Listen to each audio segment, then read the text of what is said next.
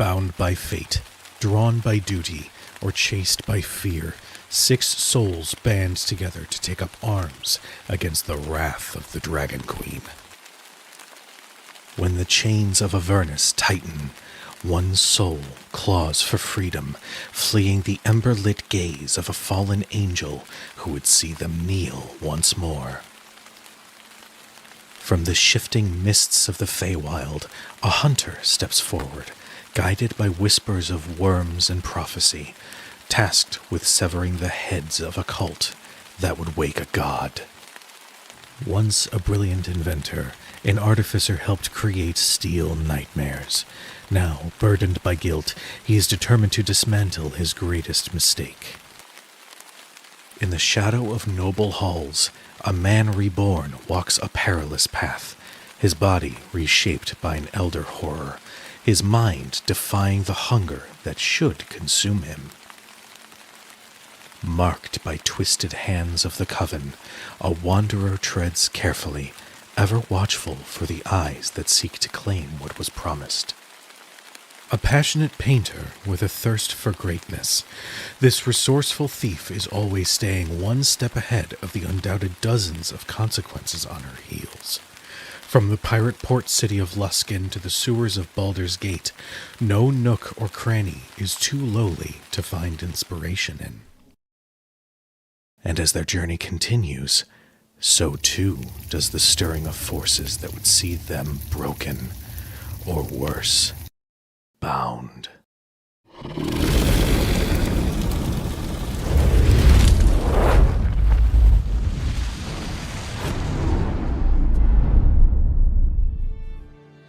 Hello and good evening, everyone. Welcome to a very special episode of Shadows over Baldur's Gate. It is our 50th episode tonight. Oh my god, that's so many. I'm so thankful for this wonderful crew for sticking around for this long, and for our new additions up until this point. Like, this is a little Baldur's Gate family that I love very dearly. So thank you guys for being a part of it, and thank you guys for watching and lifting and supporting and doing all the things. Super appreciated, and you are much loved for it. Before we jump in, a quick disclaimer, as per usual, and as I've mentioned, I would say maybe 28 times prior, Shadows over Baldur's Gate, I know I wasn't doing it every episode. Shadows over Baldur's Gate is a spiritual sequel D&D campaign to Baldur's Gate 3. If you have not finished it, go finish it. It's a fantastic game. Because there's going to be some spoiler stuff. But if you have finished it or don't care, welcome. Also go check out Shepeku. They do the incredible scenes that we are using in our backgrounds for all of our stuff. They have fantastic scenes as well as maps to accompany them. There's like a dozen version of every single one. It's awesome. Just go support them. And before we get started with tonight's episode, we have a wonderful cast we want to introduce. Go ahead, wonderful cast. 50 episodes. Wow. This show is finally older than me. Hi, I'm Lauren Urban. You should give a fun fact about your character as well with these intros, because we're at episode 50. So think of a fun fact, everybody. Sorry. Fun fact. Oh, wow. My character's changed so much since last week. That's going to be wild. Okay, hi, I'm Lauren Urban. She, her. You can find all the stuff I'm doing at lauren-urban.com. Tonight, I'm playing Udazash, the Dragonborn Ranger / Rogue, who was from the Feywild and won't be soon. Fun fact. Okay, so we've found out we know two of Udazash's names, but there's got to be a lot more, or else there'd be like 20 Fey people who would have control over her, right? That is true. That's me. Hi, friends. My name is Omega Jones, also known as Cryptbot across all social media channels. Pronouns are he and they. I have the honor and privilege of playing Leopold Guthmere, our resident Scion, Illithid Scion, to be exact. Just a boy in a small town, living in a lonely world. No, I tried. I'm not here. Yeah. Fun fact about Leo: he is allergic to rosemary. Um, I don't know why. I just thought it would be fun to give him an allergy, and rosemary made sense. So I don't know if he's still allergic in this new form. He has not tried it since the transition happened. But he might. I don't know. Let's find out next time on Dragon Ball Z. How serious was? Thinking how about what an serious- elephant looks like with like the puffy sinuses. How serious no. was this allergy? Was this just like some hives and sneezing, or like we need an EpiPen? The cleric was called immediately. Oh no. Yeah, cleric came over. It was more than just some rashes. Throat closed up. What's mild anaphylaxis among friends? Hi, hello, good evening, folks. You can call me Laura or Tutu or Laura Tutu. You can find me all over the internet, usually a sub-iteration of _ Laura Tutu. But tonight, here and now, I am playing our Celestial Warlock, Hexblood, Winifred Tithiak. Fun fact about Winifred is that she's actually quite a good dancer. I love that. Hi, everyone. My name's Tony Rodriguez. And you can find me across the interwebs as the Encounter Smith. Tonight, I am playing Basu Brightbolt, and a fun fact about Basu is that when he was just a tot, he used to pretend he was a superhero named Captain Bruiser. I love him, Your Honor. Why are you making it so difficult for me to want to kill him as the DM? You know what? Thinking of a fun fact, and I'm trying to think of stuff about Basu. I'm like, nope, that's traumatic. That's not fun. That's traumatic. Oh, here's something. There you go. Yeah. I just got trauma for days with this character. Hello, everyone. My name is PJ McGaw, pronouns he, him, and I'm playing Marcus Hellhammer, Paladin, Tiefling, Tattooist Extraordinaire, also he, him. Oh, it's been a long journey. Awesome time. What's a weird fact about Marcus? I only have like a meta fact, but in the world, I guess he. Oh god, I had the entire time, and I was like 19 ideas. I'm like, I don't think I have any surprises left for this dude. So, surprising fact: he doesn't wear socks and he wears his boots. I don't know. Oh, God. Stink boot? Yeah, stink boot all the time. Oh God, we have prestidigitation. Okay, heard. Great. I don't know. I don't know. You're probably gonna have to use some slots to deal with that stinky foot. I mean, at this point, why don't you just go barefoot? That's what I do, and it's great. We know of a loofah store. Yes. Wow. And I am Cujo. I will be your chronicler for this evening, playing everybody else. And I actually am going to pose it to the party, pick an NPC, and I will give a fun fact. Shale. Shale. 100% shale. Yeah. Okay, that just reinforces the idea I need to get art of Shale. I'm I like, miss her so much. Shale is our Essek. Yeah. Mhm. Essek is part of the Mighty Nine. He's just the NPC. The NPC. Let me think. I'm trying to think of something fun. Hard, isn't it?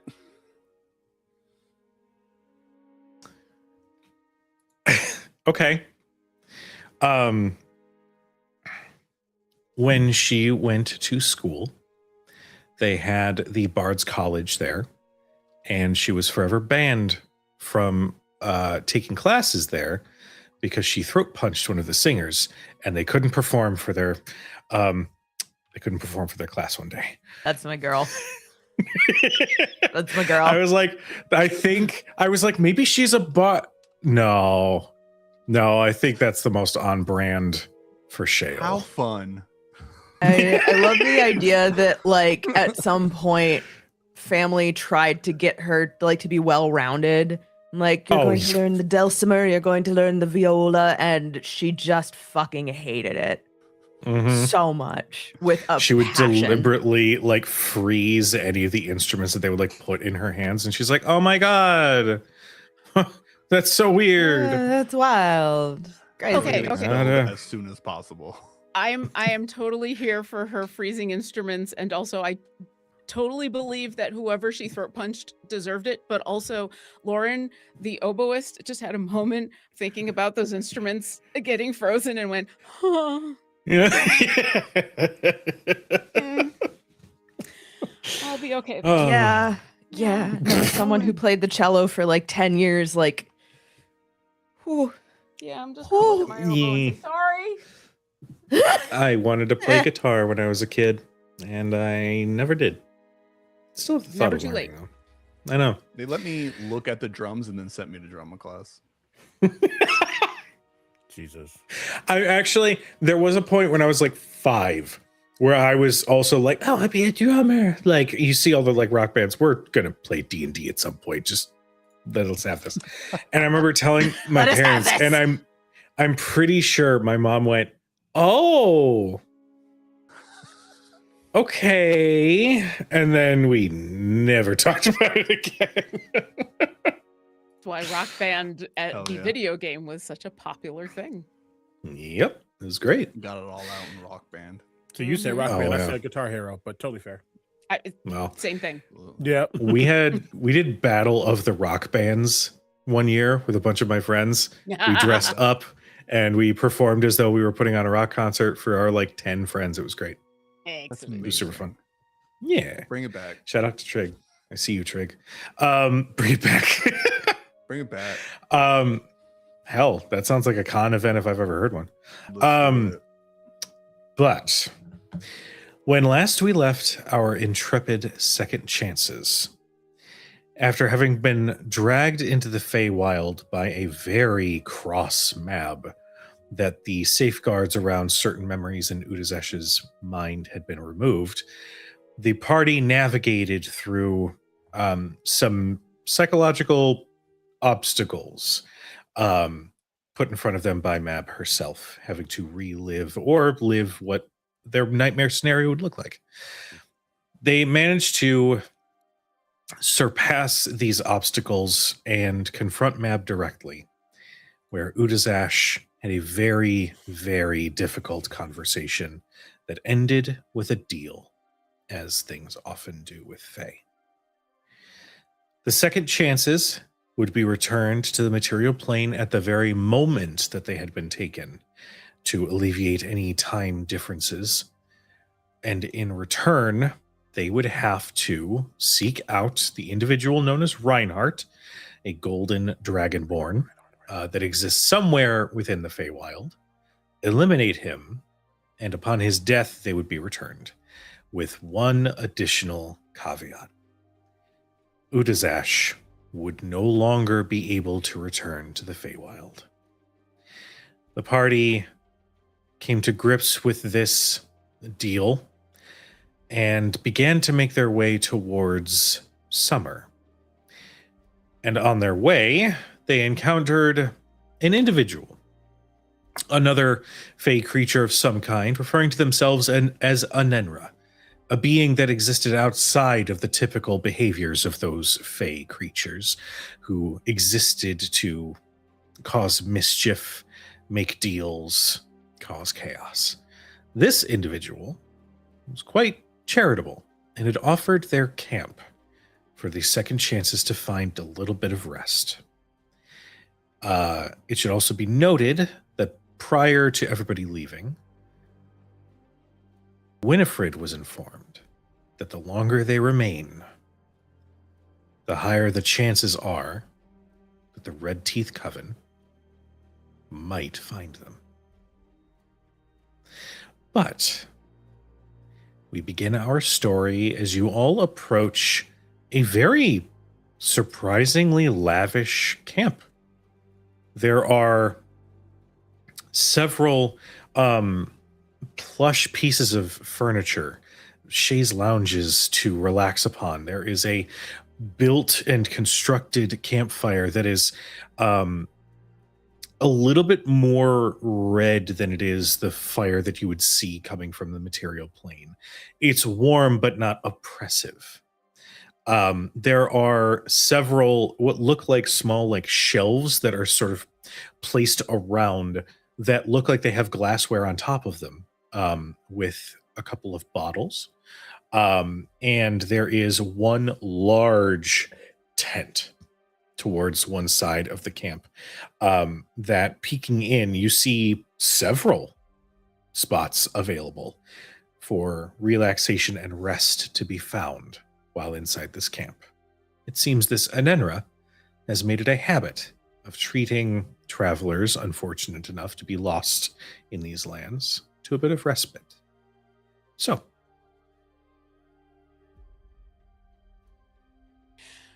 Real quick, I do want to point one thing out as Cujo says, nope, and leaves. Oh no. We lost. it's fine. Oh, no. Video Oh. Ninja just sometimes decides Ah, it's gonna poo now. welcome It's back. That was a fine. very The stream is fine. Everything Yeah. else is fine. My Video Ninja is like, no, and then just turns it off. it was a very dramatic pause that was great. Was it right after Second Chances? What happens next? You just went so, So close. and I thought you were just waiting. Yeah, I would like to point one thing out real quick because deals are so important in the Feywild. There was one other stipulation to the deal with Mab, which was the group would be returned safely. Oh, yes, of course. Yeah. I that sounds like such a small thing, but The portal opens, you're just thrown against the wall. but yeah, you know. Yeah, I think Udazash stands at the opening to this, looking around, half worried, half confused.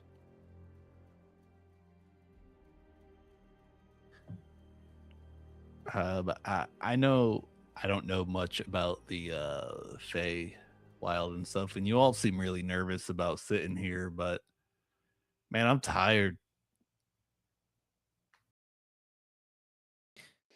We need the rest, no matter what. They did offer it to us freely, without stipulation, which is weird. But Well, not that word in and of itself. The fact that they have said nothing and asked for nothing means that, by laws of Fey, they cannot renege on that. yeah, If the two of you dictate it to be fine. Leo's still on edge. And will absolutely let these two ladies kind of lead and be the voices of what is true here because they understand this truth. But he's still just like, He hates it. He hates it. So there's just I will listen to you, but I am absolutely doing my own checks just because I can't help it. But at the very least, there'd be a little I'm not gonna call it a giggle because I don't think rats giggle. But Barnabas will pop up, and who's gonna look over to Barnabas.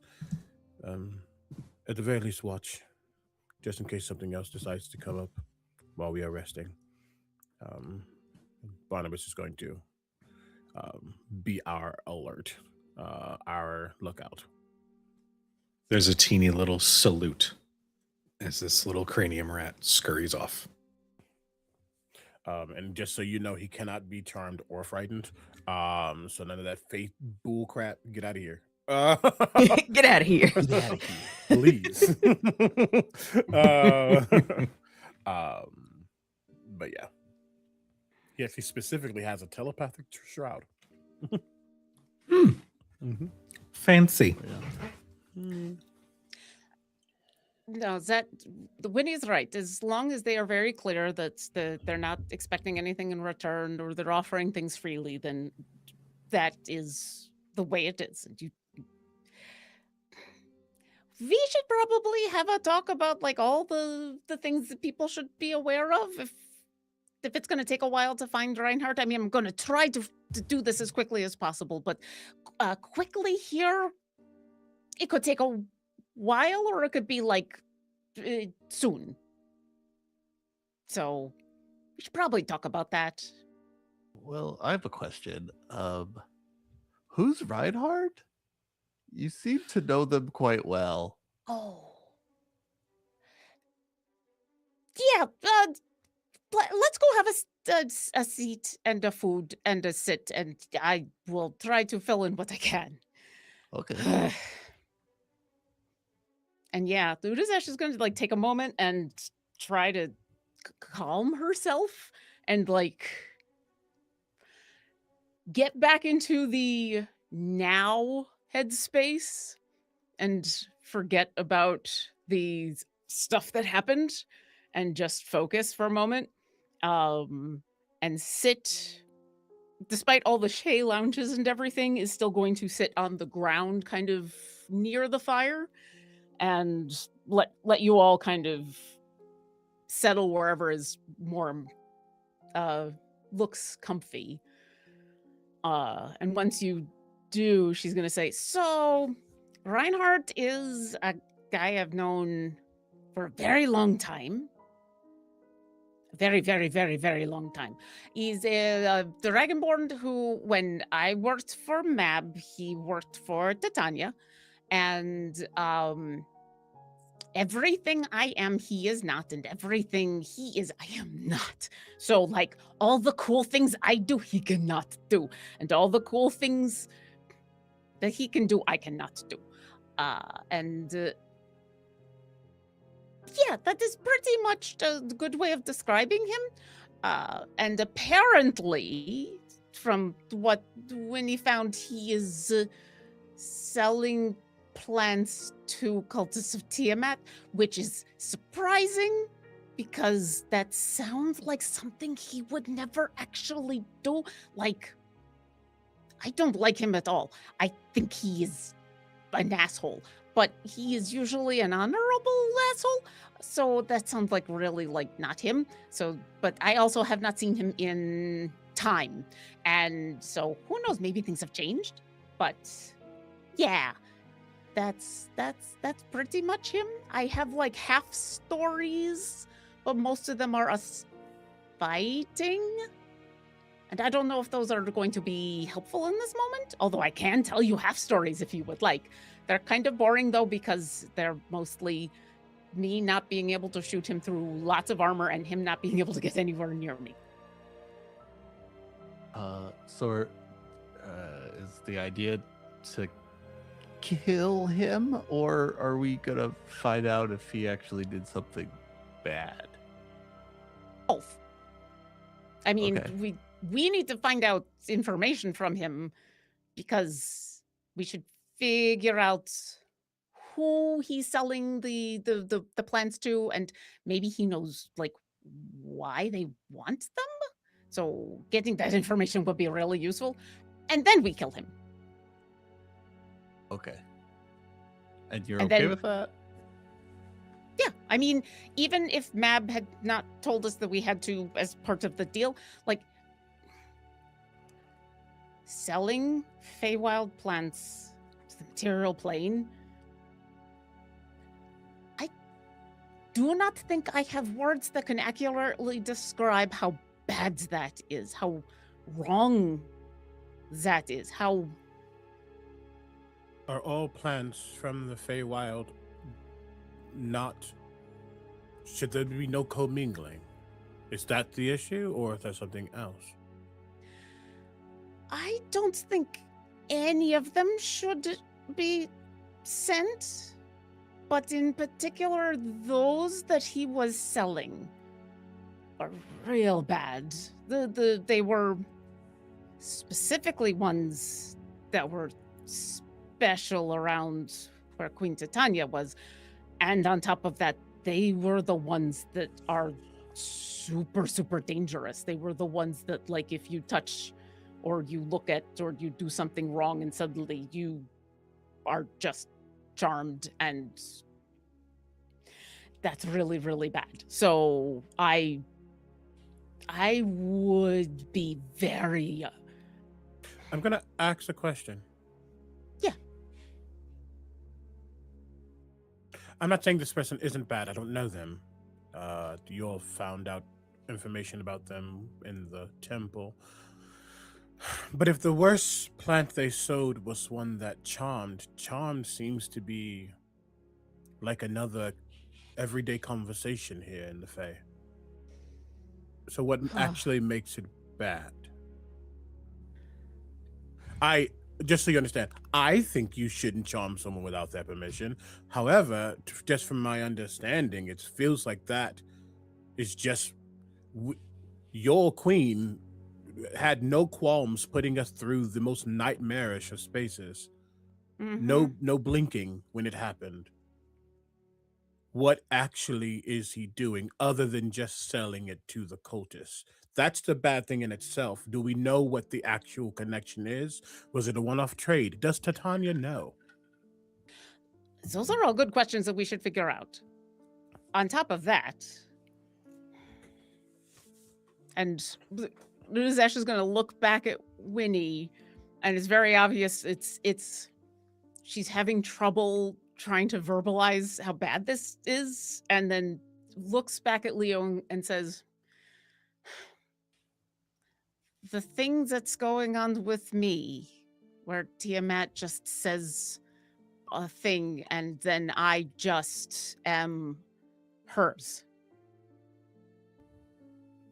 And it just happens. I would not be surprised if they are using this plant to do something like that. Does that make sense? You can see him processing, putting those elements together. It does. The only part of that makes my brain want to come up with more equations is that you are a special case. You were meant to be the Blue Abishai. No one else is or was. So whether it's a toned down variant of what Tiamat has done to you, I don't know.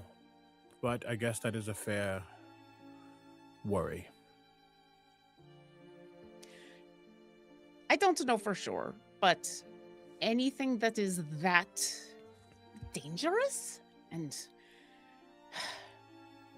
does things to others that are that is that unwilling should not be in just anybody's hands, and should definitely not be on the mortal plane where they don't even know how to work with the regular spell.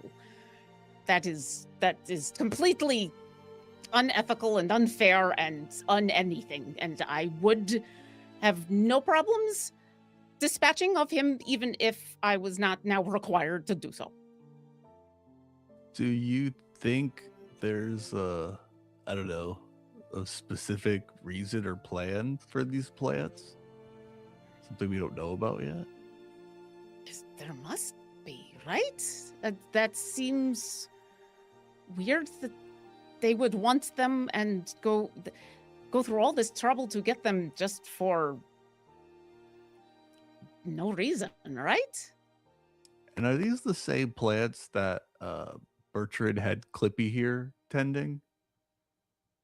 Yes. So really, those like are the ones. charm person. Yeah, those are the ones. That's how we knew to be looking for Reinhardt in the first place. Is any of that here? Any of what? The plant. Do we have any of it with us? Vinny, do you still have some of the stuff in your bag, or did you leave that behind?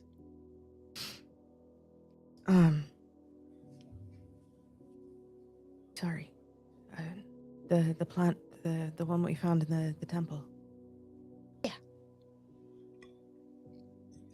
I think so.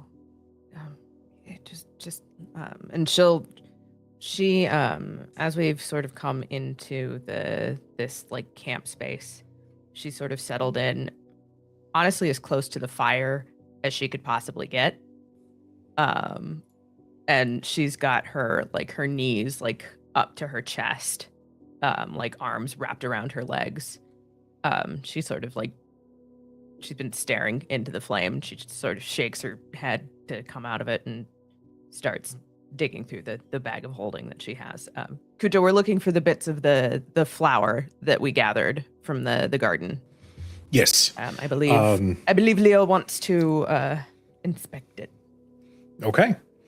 Yeah, you produce I don't think it was the whole plant. I think you grabbed like a couple leaves or Clippings, something like basically, that. Yeah. Yeah, like like with Leaves, African violets, you know how you can clip off the leaves and they can propagate. It's one of those. Yes. And then Okay, y'all cool. burned the rest of it. You know. And Yeah. I don't know how much you heard. We're talking about the leaf, exactly what Reinhardt is doing with the leaf. Like, Mhm. what is it? The same type of charm, maybe on a smaller scale that Tiamat has done to Udazaz. Like, what is it? Is what we're trying to figure out, and why they are giving it to the cultists.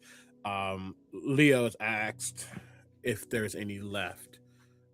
He's clearly getting a thought. You can tell when a very, very major equation just came to the forefront of his mind, one that he wants to solve.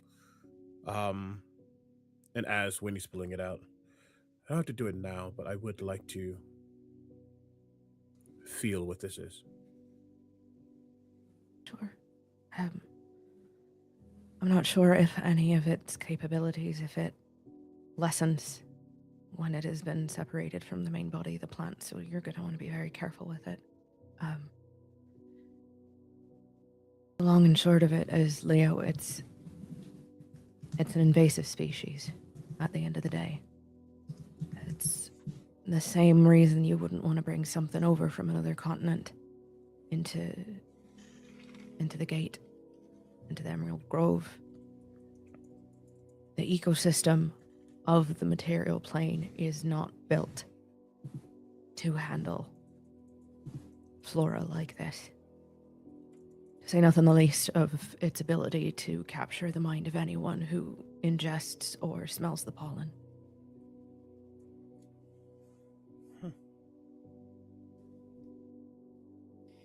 Okay. Whoa.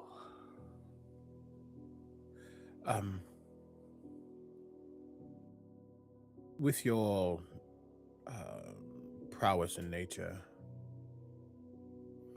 I have a curiosity, but I won't be able to really know that until I am subjected to it, just so I can understand the brand of charm or whatever it might be. Subjected to it. Cujo, correct me if I'm wrong, but there is no saving throw for this charm.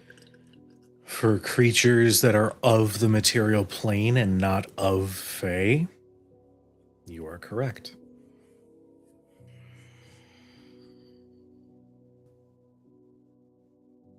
Leo,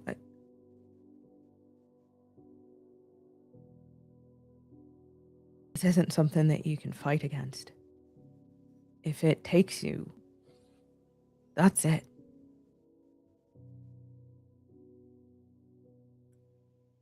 You're very insightful. Leo heard that. And you can see fear, no. Hesitation-ish. Understanding those consequences, yes. The human has said heard, essentially. But beyond the eye, something else is saying, try me.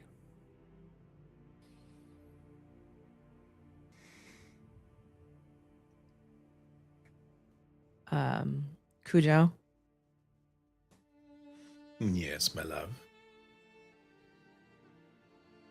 would one be able to extrapolate whether something like Greater Restoration would be effective in such a case? What slot is greater again? Is it 6? Hold on, let me look at my spells. Hold, please. Holding. Holding. Hold. Hold. Everyone hold on to something. Thank you, Hold. For me, it is 5th level because all of my This warlock book spells. dive hold music provided by Omega Jones. All of my spells are 5th level just by default. So 5th level.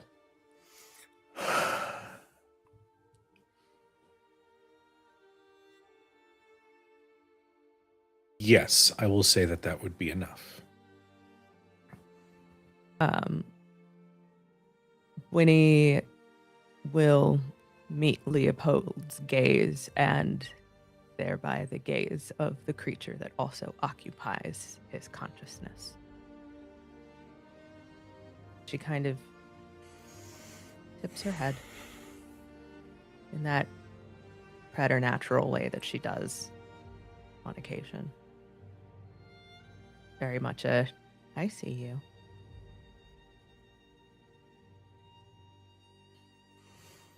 I may be able to break it if worse comes to worse. If you are sure that is what you want to try. I think before we get to Reinhardt, someone who might have this on display with a snap of his finger. I don't know their properties. I don't know their abilities. I'm going to assume they have more of this. If we don't know what it truly can do, and we get to them, we walk into a trap. I don't claim to be strong in many ways. This I think I can do, and I only think so based on the fact that I was the first to break out of Queen Map's spell. I think the unfortunate side effect to is that Tentacle wiggle. yeah. Full Zoidberg.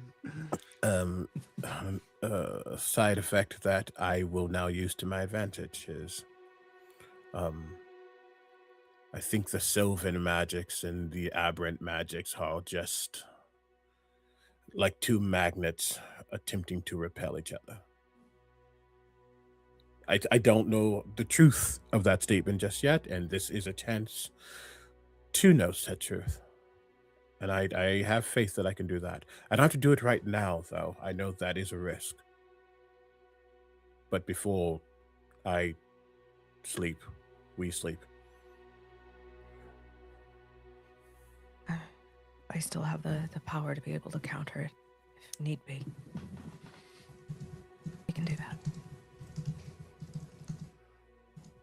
Studying it is good because assuming that it's already in the wrong hands with the material played means the more ways we could find out to counteract it, the better we can reverse whatever damage it's going to do up there. Absolutely. Winnie, Mm. I'm starting to understand the stuff around here a little bit and have a general understanding of why Udazash is kind of nervous to be here. I don't really, I know you have deep connections here, but I don't understand what you seem to be quite worried about. Was it something they showed you in the dream?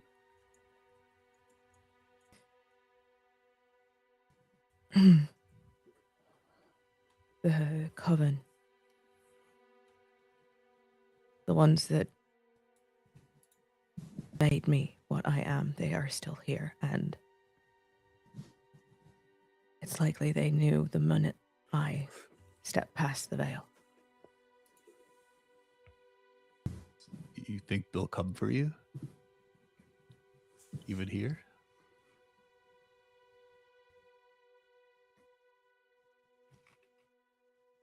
Hags are covetous by nature. I doubt they are happy that one of their little prizes wandered off.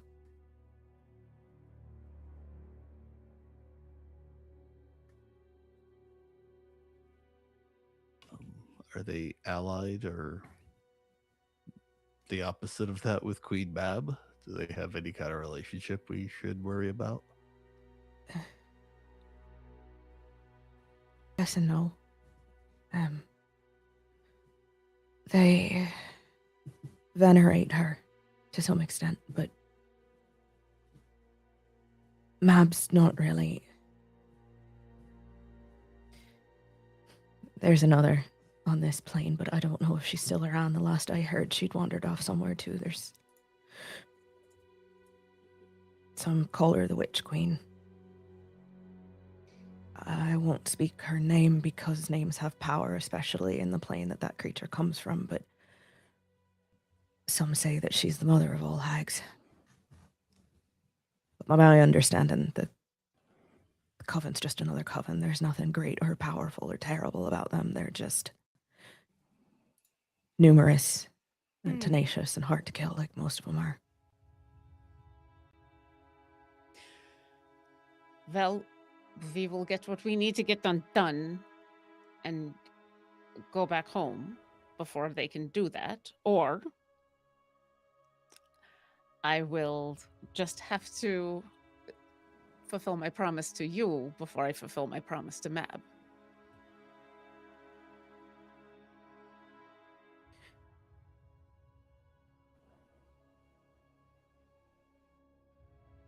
They will not get you. I will not allow any of you to be hurt because of what is going on with me. That is unacceptable.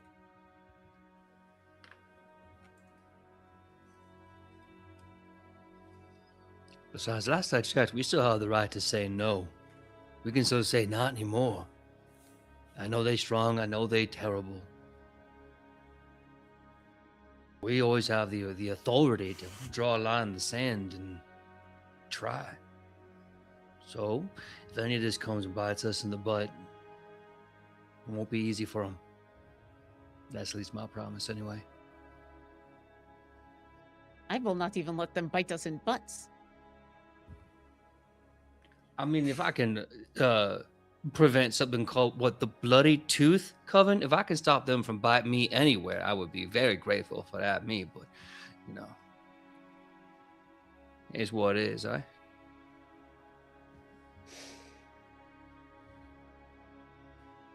I've been running from them for so long, I don't.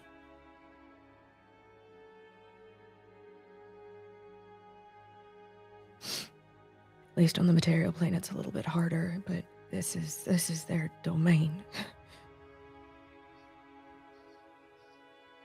Udazash, yes, the quicker we get to Reinhardt, the quicker we get out of here, the less likely they are to.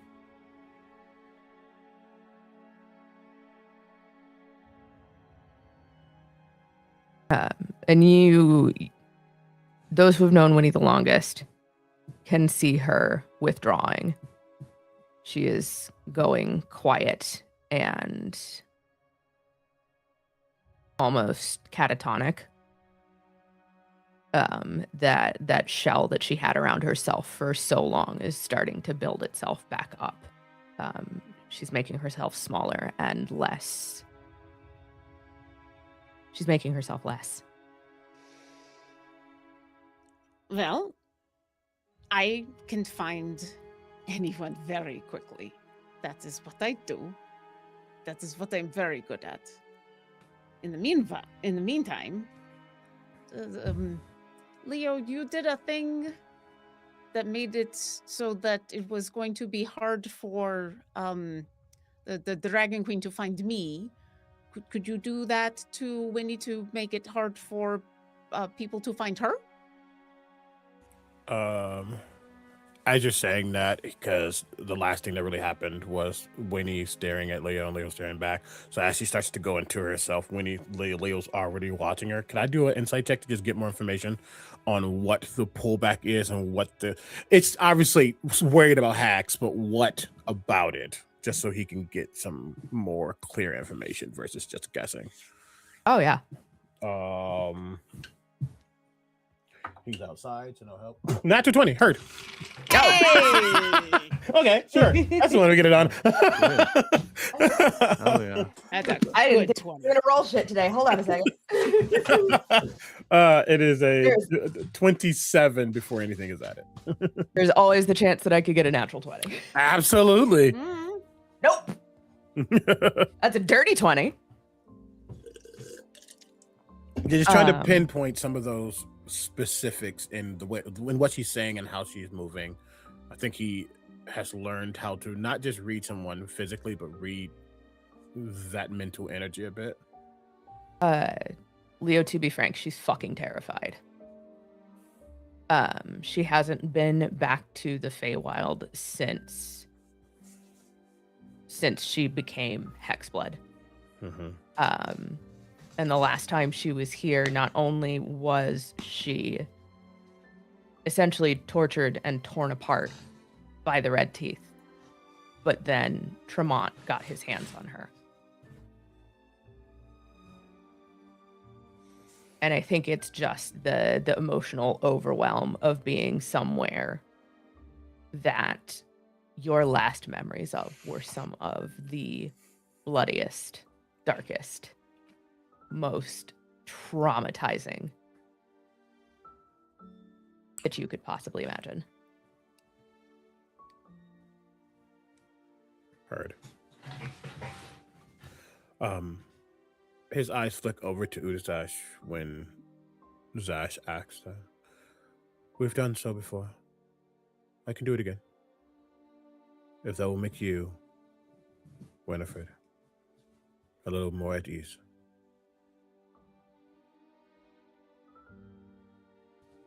At the very least, it'll keep them from putting a wrench in our plans.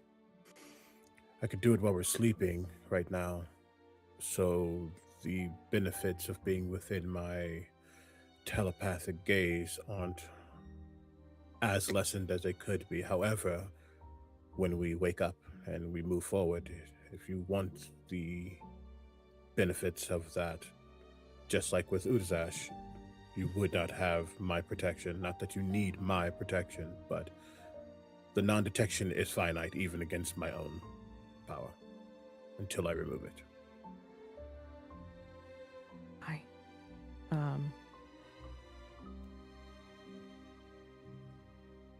Cujo?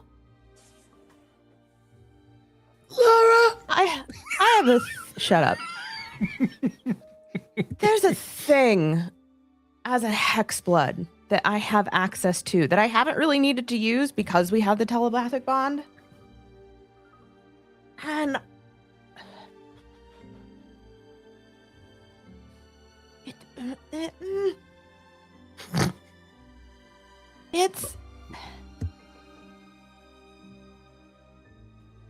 it is a telepathic, it is a way to cast a telepathic message.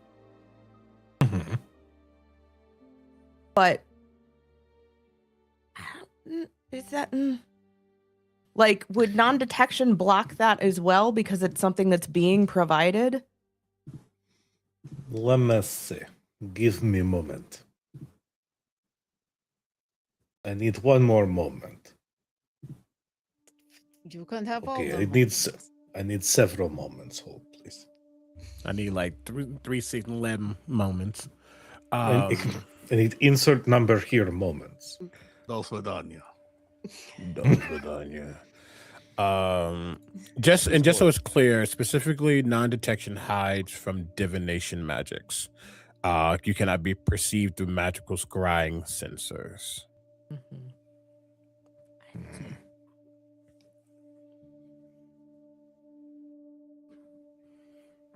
So the telepathic message As an action, you can send a telepathic message to the creature holding or carrying this token of you, as long as you are within 10 miles of it. The message can contain up to 25 words. Basically the fucking sending spell. Yeah. So, I mean, it doesn't say anything about it specifically being divination. It is something that is I would rule, because it happened, Shale. Shale was given the it was a bracelet that was like, not only was it non-detection, but it also prevented her own magical abilities from manifesting. It and was like anti-magic. Exactly. In that anti-magic, Leo trying to send a message to Shale was blocked. Now, mind you, that was anti-magic and not non-detection, but I would rule the same could be true. Also, something else to consider as well. Sending spell doesn't reveal the location of A, B, or C. All it does is that it just literally sends a message. So it's not necessarily like a guarantee that if they might be nearby, but they're not going to know specifically where you are because of the non-detection if you have that active. So Eerie token is a no. For being able to break through? Well, what is your intent? Is this something you are trying to do, or is this something you're worried that they are going to try to do to you? Oh, no. It's literally Winnie, with the non-detection, it would block Winnie from the telepathic bond, but with Eerie token, if... Oh, that would get through. Like she gives it to Leo at the very least. Leo, she still has some sort of way to communicate. Yes. Non-verbally. Yes. That's huge. That's cool. So yeah, I think she'll kind of nod a little. I understand.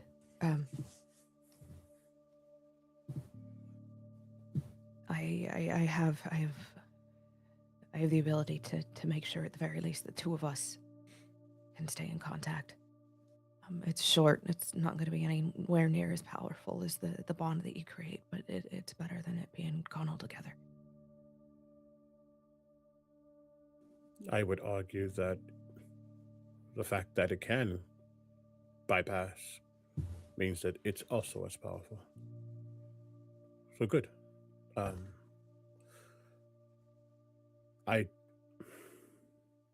I do want to ask you, though, because even the mention of them, and now that we're here, I can see a shift.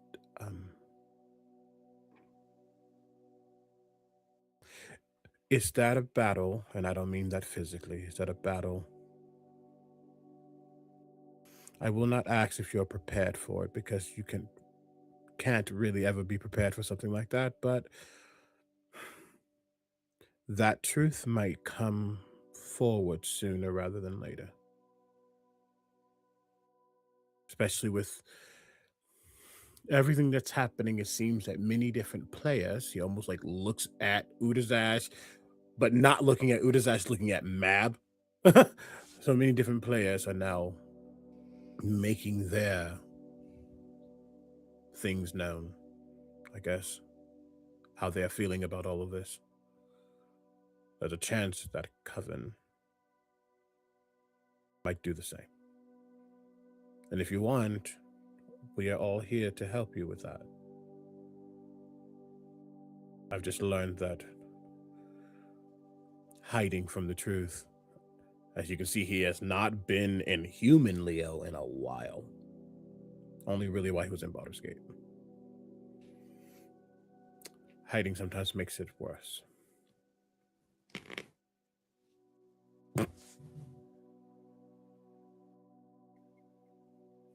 You good, CB? Someone chewed, and it was the loudest chew in the microphone. My microphone is very sensitive, and I didn't realize there was a seed. As you were. It It was so crisp. It was Wispy. I did it, and I saw the audio level, and I was like, "There's no way Mm-hmm. that went unnoticed." That's fine. I'm sorry. It's okay. Hmm. Leo, as you're talking, you can tell Winnie's listening. You can tell that she's still withdrawn. And she keeps one hand is wrapped around the other wrist, and she's sort of rubbing at the skin around it.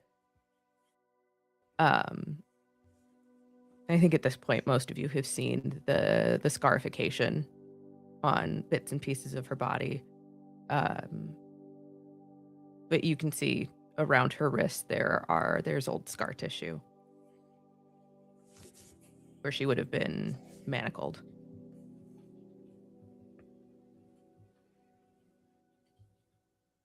I don't know if they're gonna give me a choice.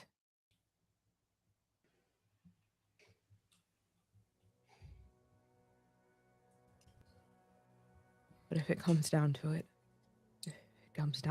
then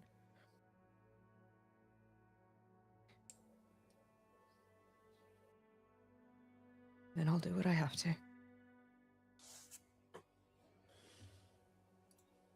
And you won't be alone when it does.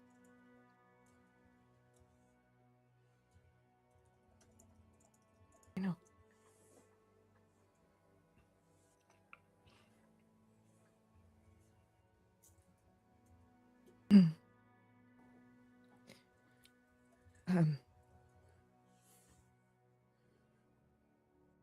Hags are adept at illusion and enchantment.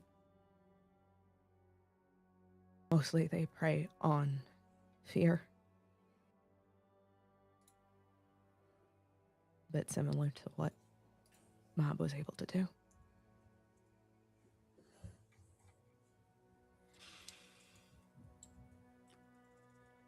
So And, it sounds like you've been trying to avoid this. Coming here is the one thing you've been trying to avoid for a really long time.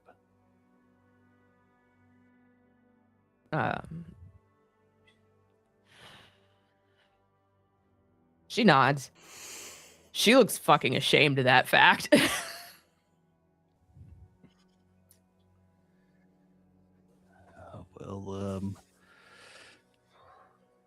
Listen, maybe you just didn't know what you needed to have to come back here to,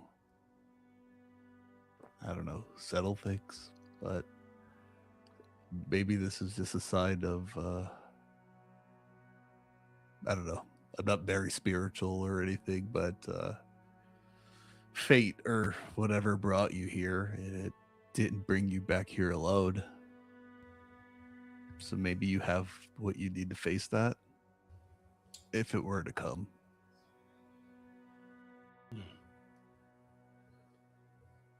I mean, I don't think you need to be spiritual to see unfinished business.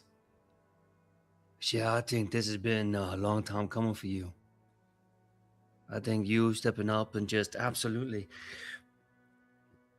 creating distance. A gap wide enough that they don't want to cross it. I think that's always been the cards for you. Now we're just pulling that deck, that's all. We're here. The time is now. I see no reason for us not to take our place on this grand stage and close this act for good. That's me, that's what I think.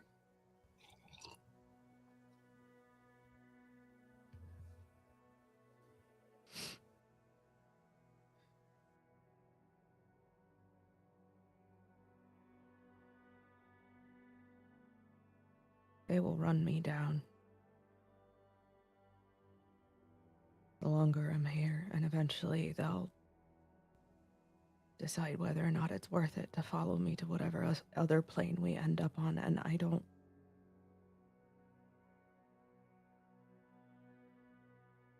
I'm so fucking tired of running.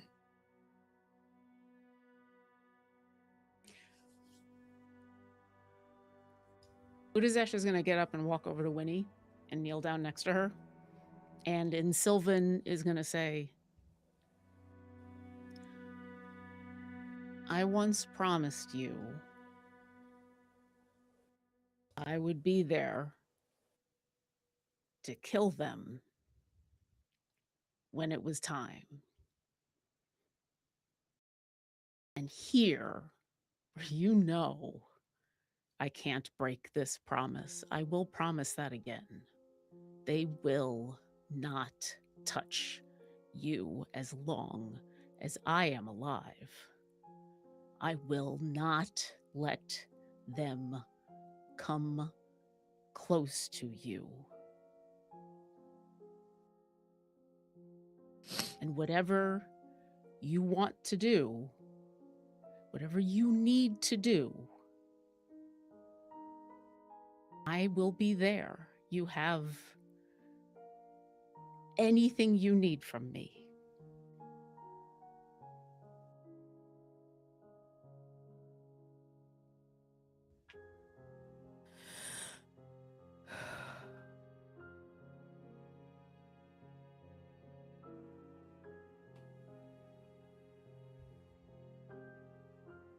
And maybe it's time. Maybe it's time to stop running. And back in common, she's going to say, well then, you have at your side one of the best trackers in the Feywild. So if you want to find them before they find you, we can do that if you want.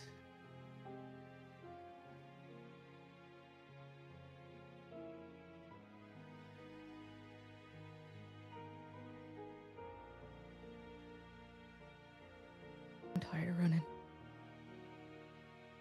I'm tired of looking over my shoulder. I'm tired of being afraid to rest my head at night.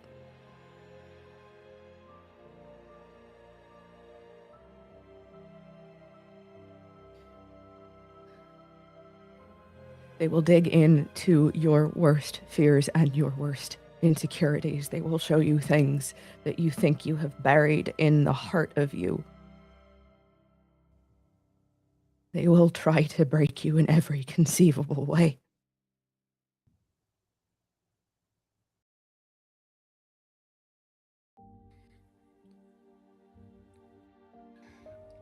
Just understand what it is we're signing up for.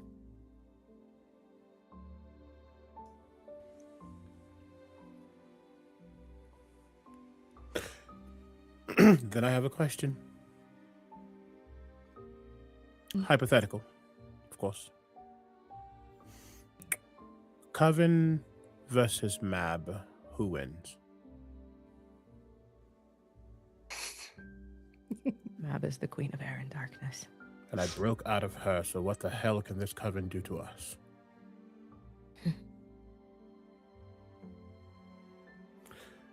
You are stronger than you think. We all are. They can try to break us. We've been broken many times at this point. We're the fucking second chances.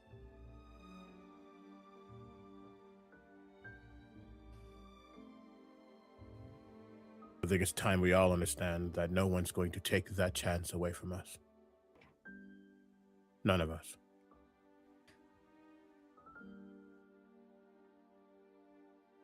And there are some things that we're going to need to find.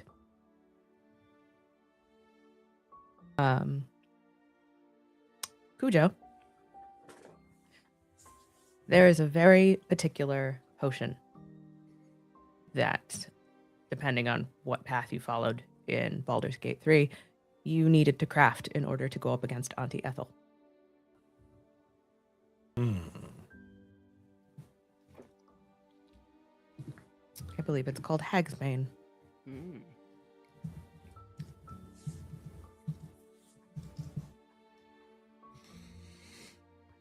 Okay.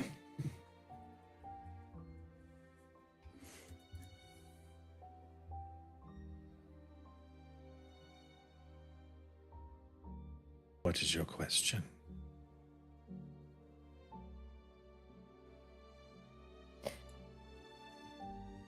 I believe some of the ingredients can be found in the Feywild.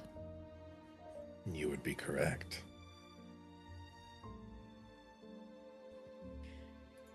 I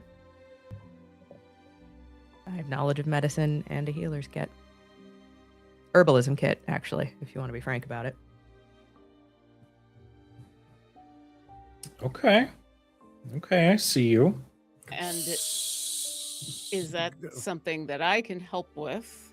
If not, knowing where any of these ingredients are, knowing folk that we can go talk to who could point us in the right direction, or perhaps even sell us these ingredients or trade for them.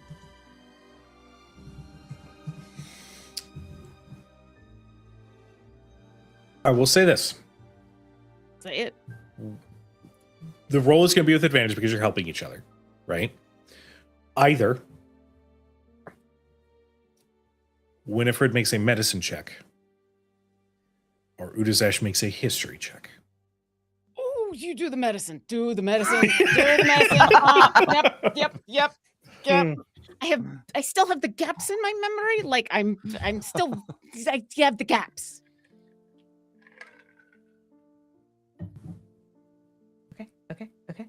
Okay. Looks at Basu. Do we super int bros this check? Bet. Flash of brilliance. Get 50. Well, with the advantage and the +8 she has to medicine, that is a 26 already. Okay. Bossa will use Flash of Genius, and he'll just say, you said that they prey on your fears, but I can see in your eyes you have a plan. That means you're a little less scared. That's a +5. 31. And as the sisters, the Sylvan sisters, are having this moment, Leo keeps looking down at the plant, as if there was an idea, one of the equations in his mind. Part of that is potentially what is being discussed right now. And he kind of cants his head. Go ahead and roll a d10 and add it to it. Nice. With my telepathic bolstering. And that'll make it a 38. Jesus. Marcus, would you like to also? I think the greatest aid I can give is not being there. I got nothing to add on this. And I am not General proficient in medicine. You are here for moral Just- support. Exactly. Yeah, unless know? I could do a Give her a kiss. persuasion or- Give her a kiss. How about that? Just kiss her. Yeah. Kiss her. Do it. Just kiss. Okay. Just kiss. As I come walking up, quick little smooch in the hand, and then little peck on the cheek, and I just say, I don't know if you forgot who you are. You ain't the one that runs away. You're the one that runs toward. I think you got this, share. Quit being afraid of how badass you are and do it already.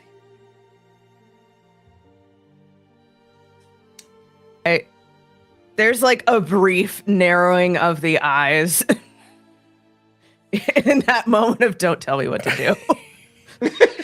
And there's Marcus going, I'm just trying to... Under 10. 110, baby. I You got will- this, yeah. At that specific, very sweet moment, you all periodically hear the scratching of quill to parchment as Anaya has been sketching and painting and everything. But at that little exchange, that gets so much louder and much more prevalent, and you see her eyes are like glued to the two of you. And then eventually she goes, yes, indeed. And then she takes a paintbrush that's already in a thing of paint and just like flings it in your direction to give you bardic inspiration. What's the is that a D10 as well? I think it's a D10. We'll say it's a D10. Fuck it. Who cares? 40. There's no way you're not getting it. Jesus Christ. Yes. There we go. Natural 40. Okay. Well, your DC was 18. Screaming. Good. So, you know of a couple of herbs that you would need that you would have to combine with stuff that you already have, like readily available on your person. You need both the bark and the leaf of the moon mist tree, which is a tree that the leaves shimmer and glow like moonlight even during the day. You would need 3 drops from a starfall pond, and I will say 1 feyberry, which those are rather common in the Feywild. Those are pretty much always nearby. Starfall Pond, there are a couple of them around. They're a little challenging to get to, but they are able to be explored without fear of getting lost per se. They're relatively easy to find. Yeah. Are they closer to Even though I just said that they were difficult to find. Yes, I will say the moon mist trees are pretty much right along this border between Seelie and Unseelie. They're pretty prevalent along this border. Starfall is definitely among Titania's domain, as well as the Faeberry. So essentially on your way through this next leg of your journey, there is a pretty high chance that you'll find these items.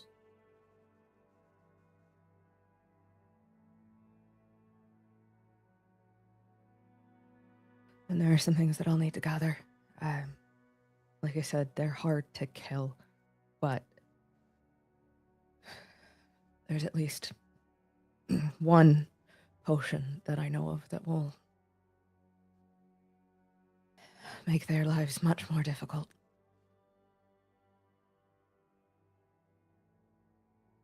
And that is what we will go after first. We're heading into Titania's side to find the Reinhardt, so 2 birds, 1 stone. Well, I will say if we want to take care of this coven first, then we do need to take care of them first, because as soon as we take care of Reinhardt, then my queen is going to send us back. So keep that in mind. And that might not be a bad thing if we decide we find him first and you decide, you know what, we can come back and... Or you can come back, or we can get the hags to find you or something else. We can take care of them later. That's also fine too.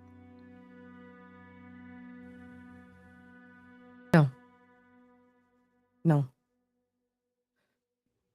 We're here. We're here, and I can't have that fucking sword hanging over my neck for the rest of my life. We'll go to them. And that's what we do. Okay.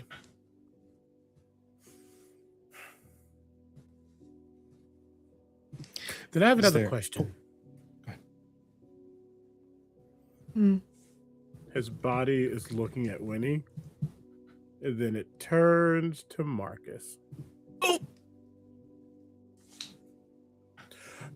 We didn't really have a chance to unpack anything after, you tried to kill me, and then I tried to disintegrate you. Yeah. Something changed. I just don't know what. And I didn't want to ask. That's not my business, but something was different. No, that's fair. Changing me, changing you, changing us. Like, what part of that equation do you, can I do my best to elucidate on? The whispers are gone. Yeah.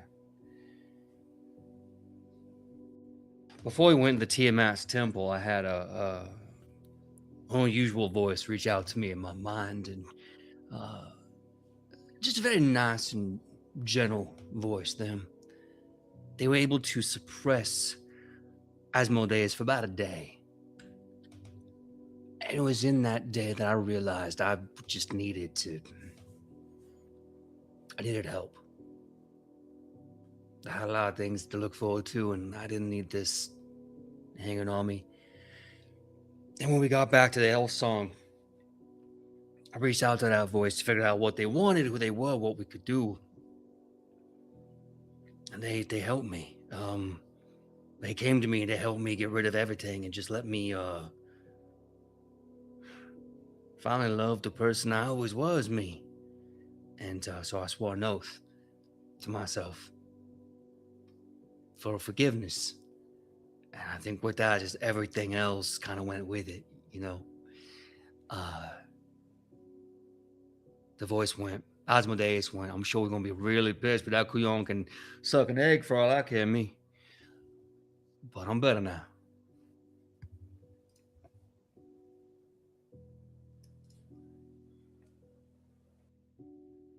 I'm really thankful to whoever that weird traveler was. Nice guy, really nice guy. Did you have a conversation? Did you speak to them, or was it just? Oh yeah, we had a yarn. Us, it was a good old yarn. Let's see. He had a couple names. He had this symbol as like and you'll see tattooed on his middle finger, a sort of like almost like a mace shape with a sunburst behind it. He's like, this is a symbol he gave me. A little bit of his name right there. I think if I ever see Asmodeus, I should show him this, real close like. DM, can I make a religion check? Same. Absolutely. Or history, because I'm not really religious, but I've studied and there are many. Never mind. Do it. You got it and did. Don't need nothing. I mean, it makes sense, right? Yeah. Natural 20 for 25. Nice. I'd like to blame Scalawag ARR for the follow. You caused that. Thank you. I'll write this down in a second. Lars joy brought me joy. Yeah.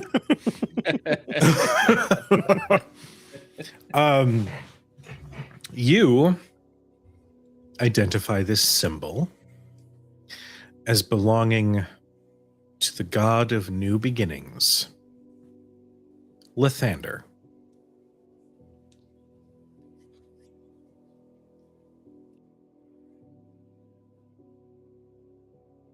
Huh.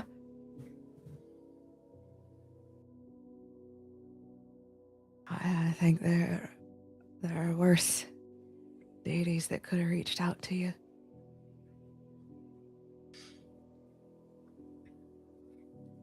What's it going? Which one did I get? I don't know this one.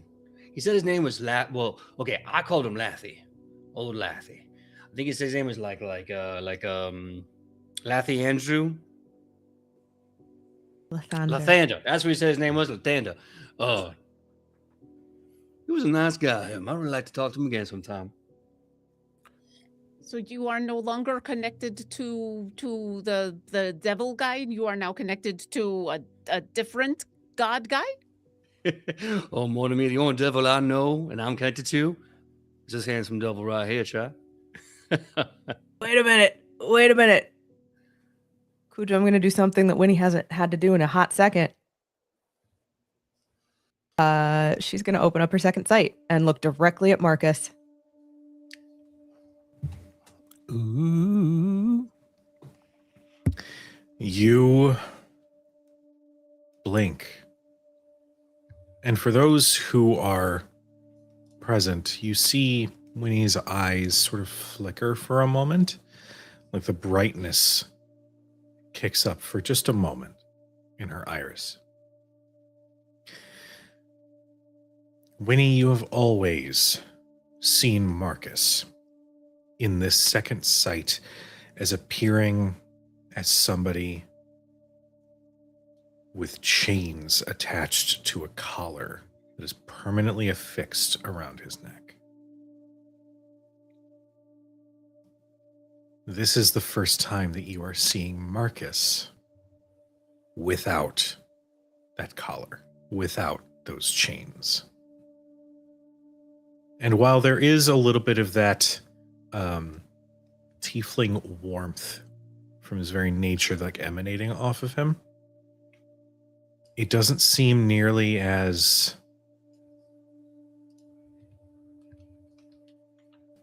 corrupted.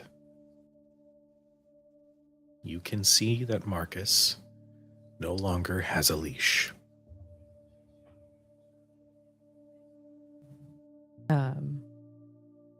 As our illustrious DM said, Winnie blinks and there is a flash of gold that sparks behind her eyes. It's just a second. And she just looks at Marcus. Just stares into his fucking soul.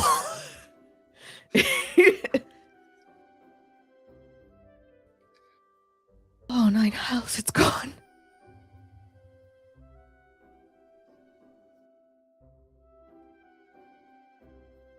We did it. Wasn't easy.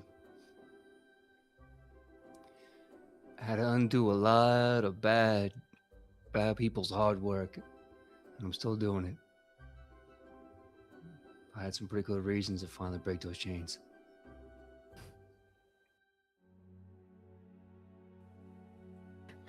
CB. F that. If we're going there, we're going there. PJ, Yes, sir. monologue token. Yes! Okay. What does Okay. that mean? I have a lot of good reasons. All right. Ever since I was a little boy, all I wanted was home, was love.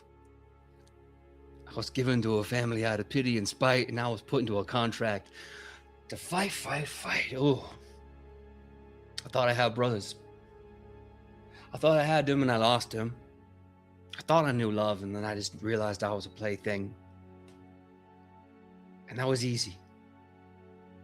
It was easy to make myself small and to be hurt. That was easy.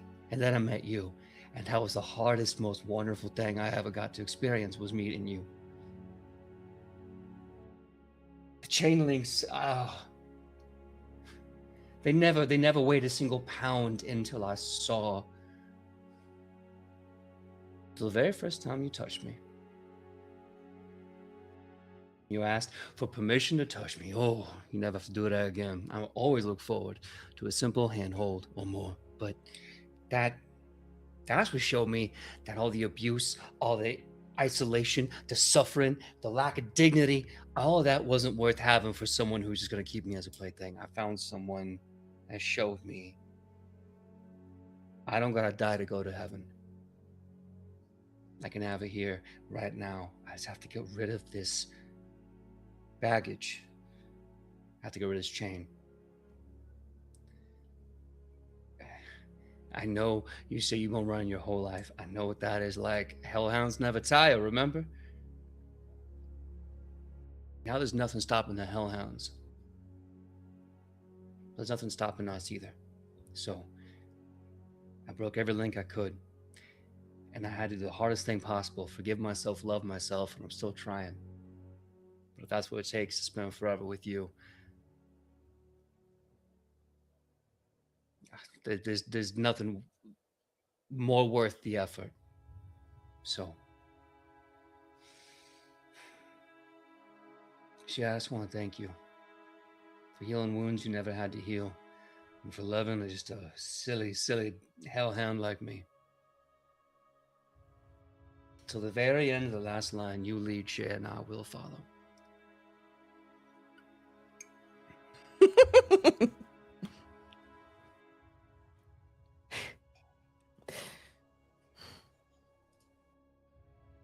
Where you lead, I follow. Hellhammer.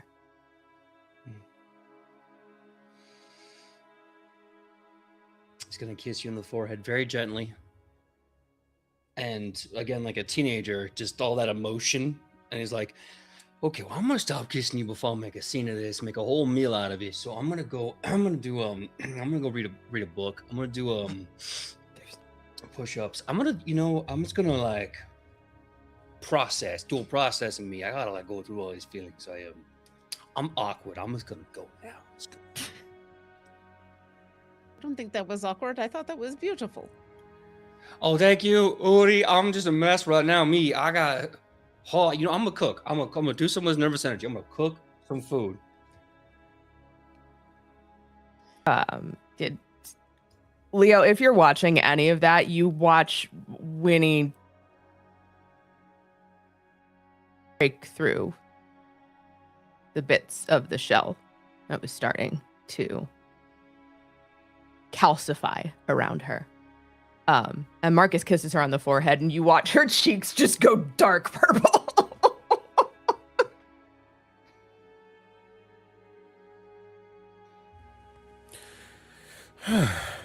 All right. Good. All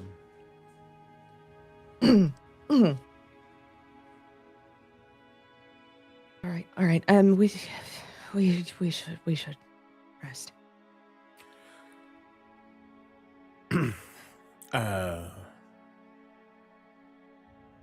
Okay. I still want to process this, whatever this flower is, but We can do that. Honestly, it's probably best if we do it before we fall asleep. When he's gonna kind of do a wiggle. It's the Feywild is her home. This is where she was born, and in spite of all of the horrible things that have happened to her here, it is still a part of her. But I think she understands Leo's discomfort. But this is still where her spirit lives. This is her heart. This is her lifeblood. This is chaos and beauty and emotion. She doesn't hate it. It just took a while for her to break through the terror that had left sort of a film on it.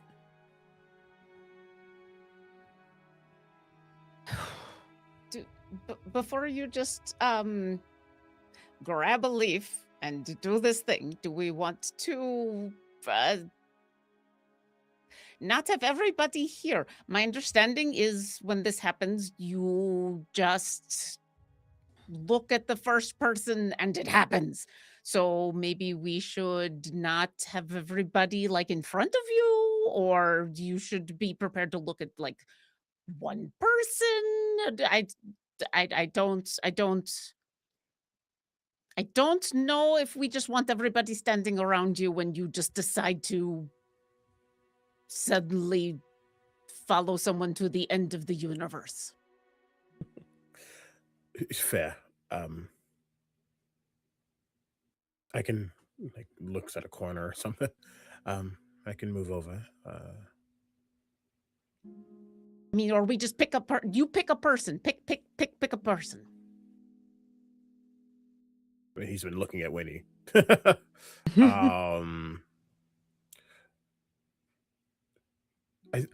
think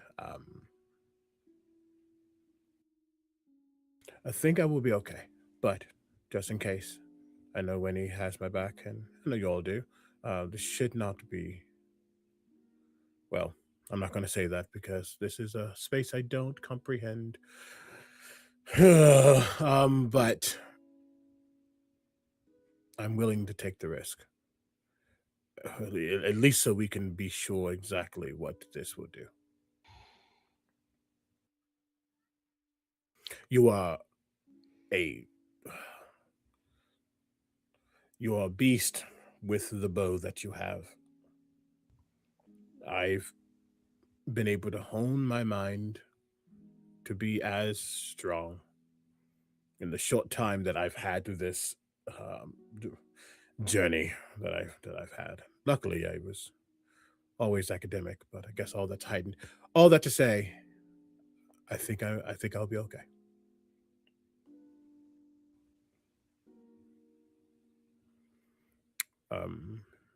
we're gonna kind of look around for a bit and look back to make sure Barnabas is good outside, probably singing to himself. Barnabas is the best Little around. theme song. Yeah, Yeah, and I Udazash- think Oh, sorry. Go ahead.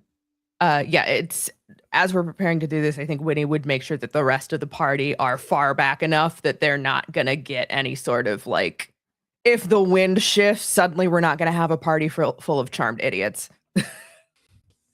Yeah, and Udazash will very intentionally make sure that the rest of us are not within eyesight of Leo. So, like, wherever he is positioned, we are behind. So, You know that very distinct sound when the TV turns off. mm. Telepathic bond is down, just in case.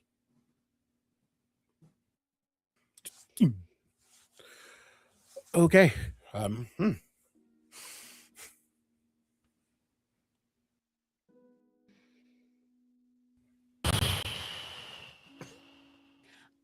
I will say, as this is about to happen, Udazash is staring very intently at the back of Leo's head. And it looks weird, but it is because she does have this ability, and she won't use the whole ability, but she does have this ability when someone does succeed on not getting charmed or frightened. And usually what she does is she grabs it and throws it at someone else. But in this case, she's just going to use it so that she can tell what happened. Okay. So Winnie's gonna pull out her components, her the little like box that she's been keeping these plant cuttings in.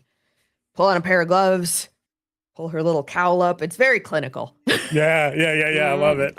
I love it so much. Like even like pulls one of these, like ties the hair back and all that good shit. All right. It's been a while since I've had to go full alchemist on this. Let's see what happens. Leo. She will open the box.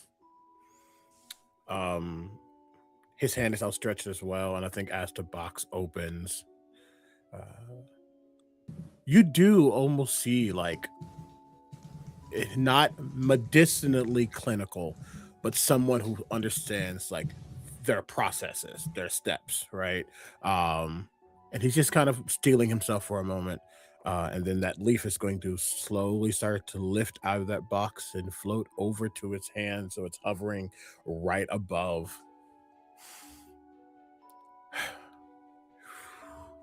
And it will land.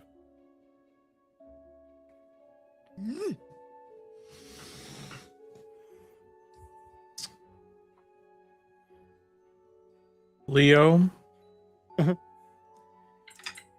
I need you to make me a Constitution saving throw. Heard.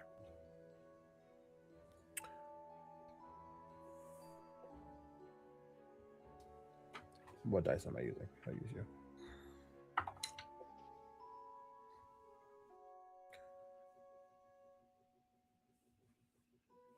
GM, storyteller, chronicler. Mm-hmm. I've rolled an 18 plus. Mm-hmm. I would love to willingly fail. We can't know if I succeed. Science.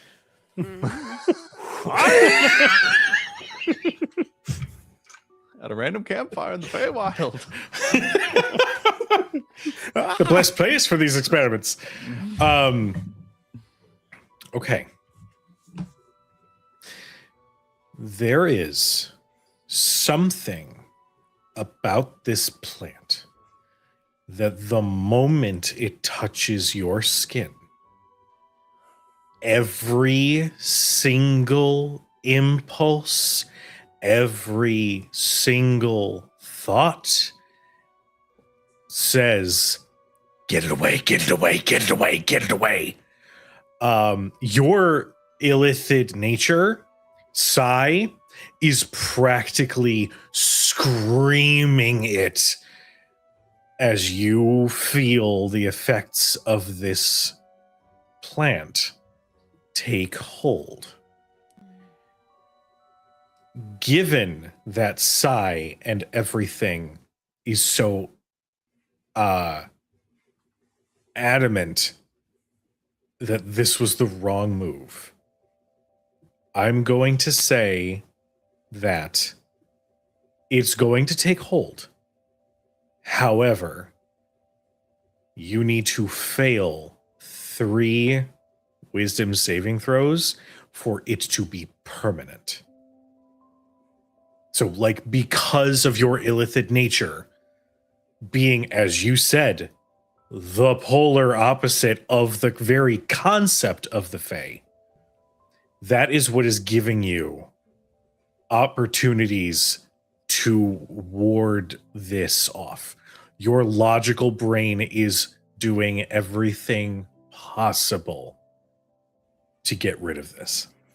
And if I remember correctly, not like a 1-for-1, but this plan is almost like a gauge, right? Mm-hmm. As I'm falling into it, what am I feeling? What directive? Like, what is the energy? What is the objective that is being implanted onto me? Are you looking at Winnie right now? Yes. Everything for her. Everything for her. She must smile. I will make her smile.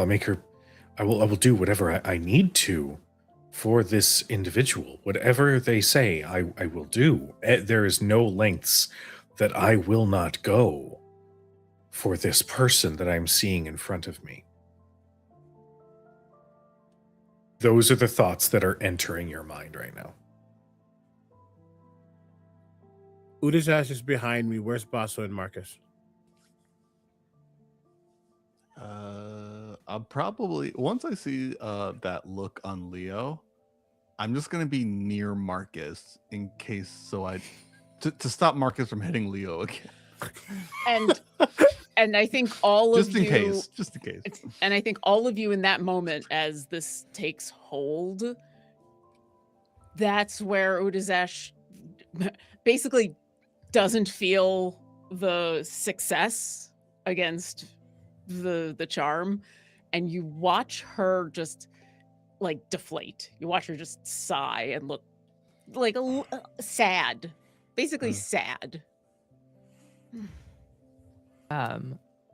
Just with the 23 insight, can I see the fucking like heart eyes spring up? Yes. And right behind you see the sadness of it. Oh. Leo, especially lately, has kept themselves very composed, very much in control, outside of being in the Feywild. What you are reading on their expression, and obviously, CB, you can embellish as much as you like, but you can see a shift for sure. I think how this is going to play out, because it is the human versus the illithid. I think Leo is just like, that's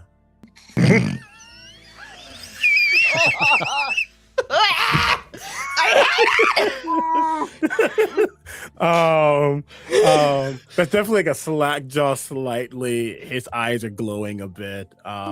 He might have floated closer a little bit. He's kind of like, But you would also, with that 23, I think you also feel like a very, like a wall refusing to move, as Leo Thid is processing the feeling that human Leo is having right now. You just had to fail 3 wisdom saves for this to be permanent. I'm failing 2 of them. Science! You can't know until you know. Science! Those those Out- driving forces. curiosity. Mhm. Oh, Yeah. go ahead. No, it's really fast because we're making saves. Are you within 20? I'm sorry, I think it's 10 feet of me right now. About 10 feet. Probably. Okay, so then you're gonna get a +5 to all your saves. Heard. So, And I So think, that'll factor in for the third for sure. yeah, I think you know that Leo is in science mode, or I don't want to say science mode. You know that he's making choice. You know that your power is working.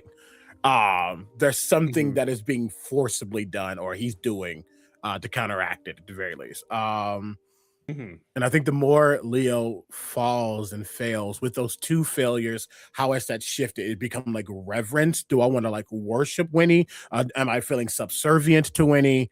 Like what her? All of the above? All of the above. Winnie's just Heard. making this face like she's got like the nose wrinkle, but she's not moving because she doesn't want to freak him out. She's just like, I fucking hate this. This is I honestly don't gross." think you could freak him out right now. Oh, Fithiak. I'll do what you want. I think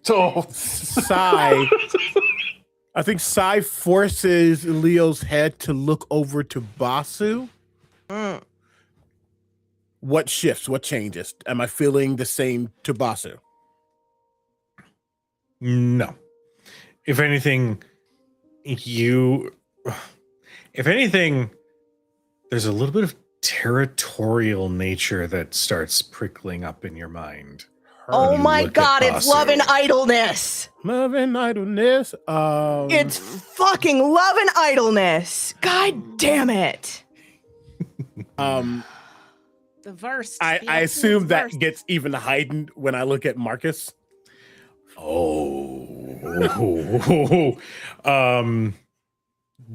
The moment you lay eyes on Marcus and you think of that very sweet and beautiful confession of feelings and connection and the drive to want to explore life with this person.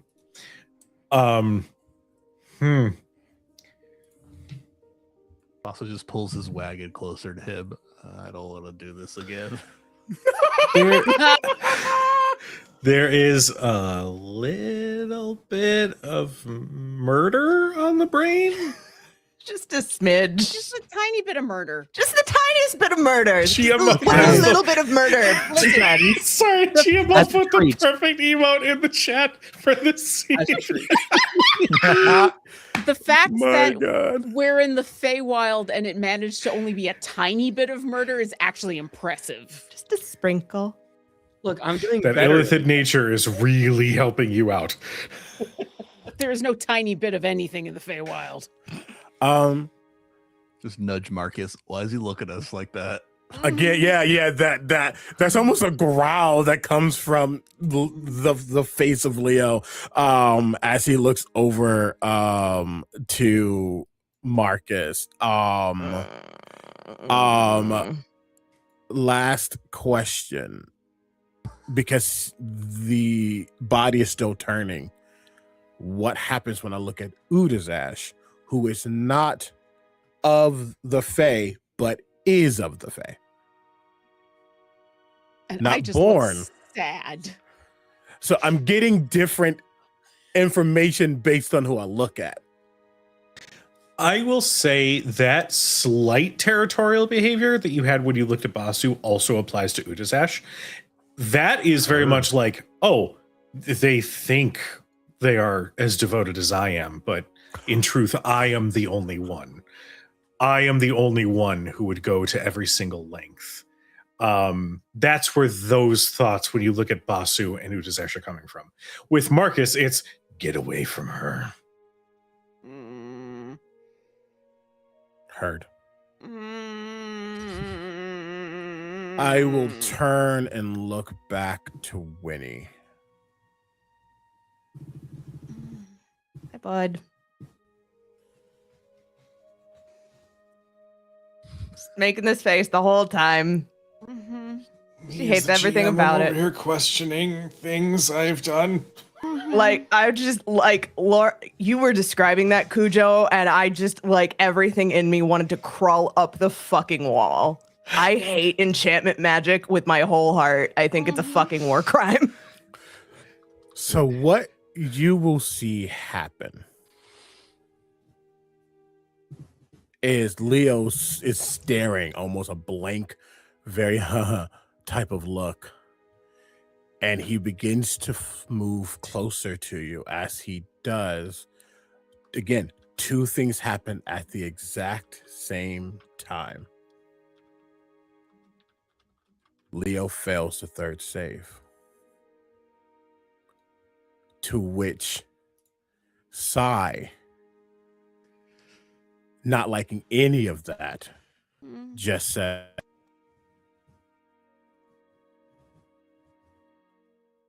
enough. Use a psionic energy die to gain charmed immunity with my psionic guards.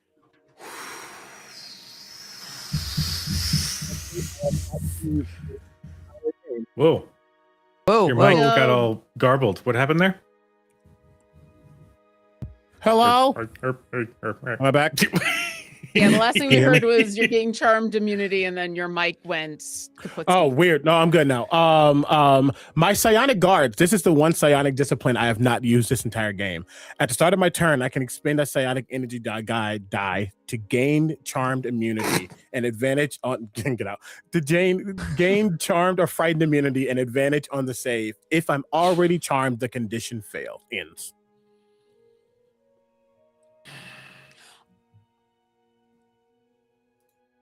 All of a sudden, Udazash like perks up and goes, I'm going to say that there is a side effect of this. It's not going to be permanent. It's just for a little bit. You do successfully break the charm. Mm-hmm. Emotionally, you are going to be even more numb for the rest of the night. Every bit of emotion was all condensed into what you were just feeling for those few seconds. What do you mean by numb? Just so I understand. Basically, like apathetic or a little apathetic. Okay. But it worked.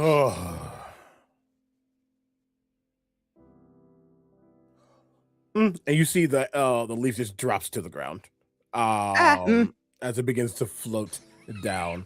I think he has enough of his faculties before it actually touches the ground. It stops. And slowly floats back towards the box. Laura, why did you make the sound of the girl backing into the thing that became the meme? And this whole time, especially as Leo is floating closer, you're just watching Winnie just like she wasn't backing up out of fear. It was just gross. This is my brother. Gross. yeah. Mm-hmm. Yep. Leo.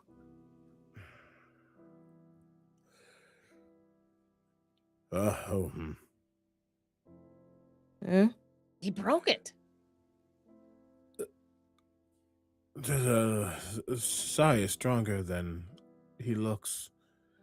Okay. Are you okay? I'm fine. Dandy. So, at least now we know. Leo, Mm-hmm. I would like for you to make an intelligence check. Because I want to see if you piece together what possible use this would be. Is this flat intelligence? Is this investigation? Is it arcana? Is it? I'm just gonna give me investigation. Okay. I mean, that I will say that was the plan. As I'm here, we need to learn what it does. Mm-hmm. I'm willing to risk the consequences so I can feel what it can potentially do. Yeah. Show me potato salad. I swear to God. Do I have a Natural heroic potato salad. inspiration at all? No. Did you have any luck? Do you have any luck? Do you have any luck? This is a skill, not a save, right? This is That's a skill. Technically speaking, oh God, I'm giving you candy at this point. Technically speaking, by willingly failing the 3 saves, you would have 3 luck points. Oh. I mean, Oh, well, wait, did interesting. you, I mean, at the very least, did you like actually fail the last one, or was it like a willing fail? I think I think Leo failed. And Okay. Sai with the mechanics said F that. Mhm. Okay. I wasn't sure if yeah. you actually decided to roll the Yeah. last one or not.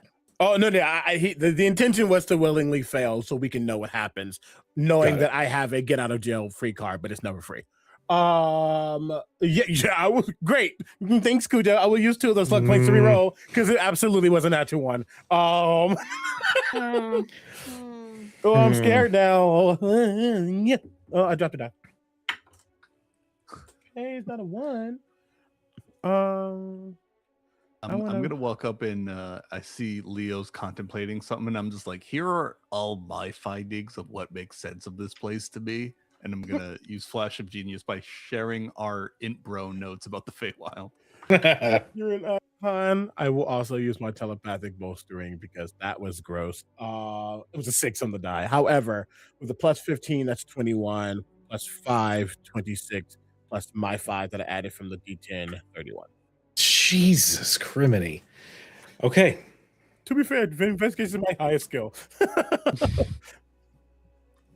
We burnt resources to get it there. I actually have a question, mainly for the party. Mhm. For those that met Leo and then adventured and all of these things, were you guys descriptive on your first encounter against the Cult of the Dragon? Like when it was at the festival and they had attacked. Okay. I think like in the time that we had traveled, especially once it became clear that Leo was going to stick with us, like he would have been brought up to speed. So, with a 31, you pick up on something. The individuals you fought inside of the Temple of Bahamut were all infernal creatures, presumably sent by Zariel, clearly reinforcing the idea that they are working together in some capacity. However, there is something to be said for those beneath.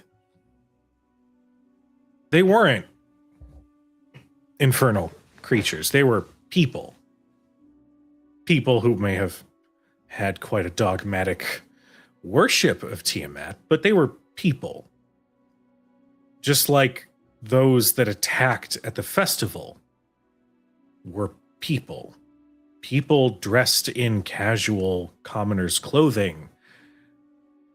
People who didn't look to be adventurers. Really, the only one that was somewhat looking or acting the part was the cultist that you guys had dealt with. You piece together what use this plant could have, especially when it's administered by a magic user with the wonderful spells, Disguise Self, Minor Image, Major Image. Presenting Tiamat to these individuals as they are imbibed with this plant Makes them would create subservient. immediate 10 out of 10 dominated cultists to Tiamat. That's why their numbers have grown so much. That's why they would be okay with, say, dying for her. Or maybe even taking on certain missions in El Terrell to start rounding up those with dragon blood or dragon-born nature. So I wasn't enamored with Winnie because she's Winnie. I was enamored with Winnie because she was the first person I looked at. Exactly. Heard. Which we Love and idleness. Yeah, we Yep. kind of knew that was how it worked, but the fact that it was so domineering, that it was so overwhelming, that is, yeah, And permanent. And permanent. yeah. Yeah. That's And you a don't huge even have to worry about like casting spells or using force. You get fully devoted and open cult members and potential sacrifices Yep. for just a little zhuzh. And there's no And- chance of saving from it if you Yep. are not Fae. The only reason Leo had any hope of breaking it, which is what he was banking on, is that the truth of the matter is we're dealing with enchantment. And that is primarily Leo's toolkit. I just haven't showed it. Because that's dominating somebody's mind is not something you should just be doing left and right. But he modified memories. He can do more than that. He felt comfortable enough going the distance, for lack of a better term, with this, because unfortunately he's very familiar with that power, even if it's a different brand, a different style. Oh, well, good thing. I'm still here, yay. But now we understand. Now I guess I understand why this Reinhardt, well, at least why they asked for the plant. It's a powerful, potent thing. The fact that even illusions were enough for devotion to be forced upon them. And based on what you guys told me you've been through, that means Reinhardt's probably been giving him this plant for a while now. Ooh, if they've been having this plant since the beginning of the campaign. Oh, fuck my life. Mm-hmm. And it's very possible they did not need very much, to be honest. I mean, that was a small clipping. Yeah. And all you did was hold it.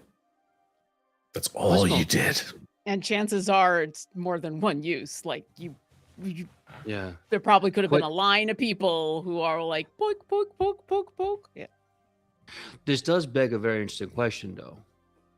We know that if you're not Fae, you don't stand a chance of saving. What if you're a fiend, an archfiend, a celestial fallen into Avernus? You might have some opportunities to save, but it seems like they are not even trying outside of the mortals. I think, if I'm remembering correctly, it is specifically those born of the material plane were affected. At least in that strong of a way. So that would be the easiest way for the cult to get the foothold that they need. Is it fair to come to the conclusion, even though he was technically a tadpole in my body, I'm born of the material plane, I'm affected. Sai absolutely is not born of the material plane. He had a little bit of a chance. Yes. That makes sense. Okay. I'm gonna, so- Marcus, Yeah. something about what you just asked. You give me. No, you know what? You're on the right track. Leo was almost dominated from a mere touch to this thing. Now, you know what potions are. They are a collection of the most useful pieces or essence of said herbs or plants or what have you. Imagine what would happen if you condensed it. Imagine what would happen if you took the sap from this thing. If you combined 3 petals worth into a single potion.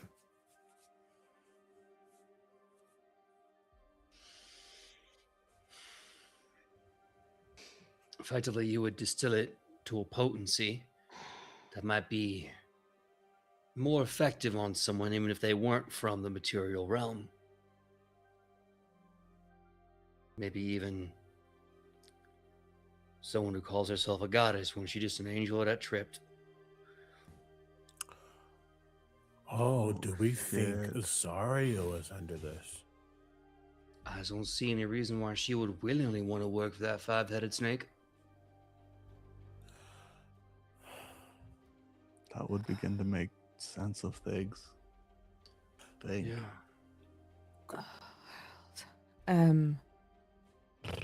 Was Archon under this? Now that I've felt it. Now he's always been team Tiamat, so whatever. But does it seem that there's more of that? Because he was pretty darn like, I'm gonna do what I do for my lady. I think he's just Well, manic. I was gonna say it's really difficult to tell because on one hand you've got full on through and through born and bred fanatic, or you've got I've been corrupted by this fate plant that makes me a fanatic. Yeah. So it's really, Yeah. you know, Okay, pick fair. your poison. Mhm. Come and see, fair, come and saw. Yeah. Witty, Leo, Mm. I just when we get out of here, could we check on Bertrand? He was cultivating this stuff down in the temple. I just want to make sure. Yes. Of course. Thanks.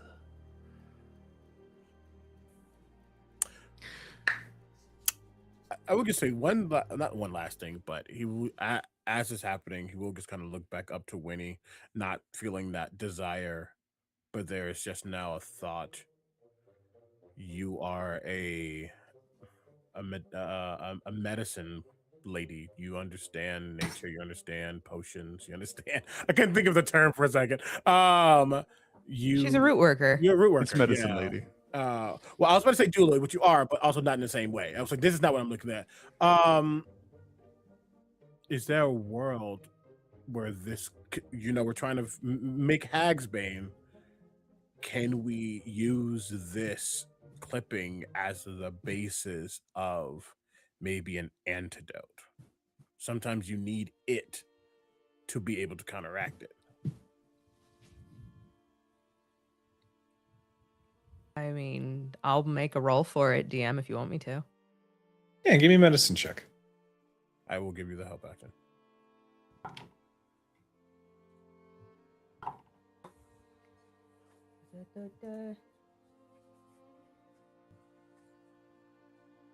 It's 24 medicine. I mean, just because it's from the Feywild doesn't mean that the same properties wouldn't apply.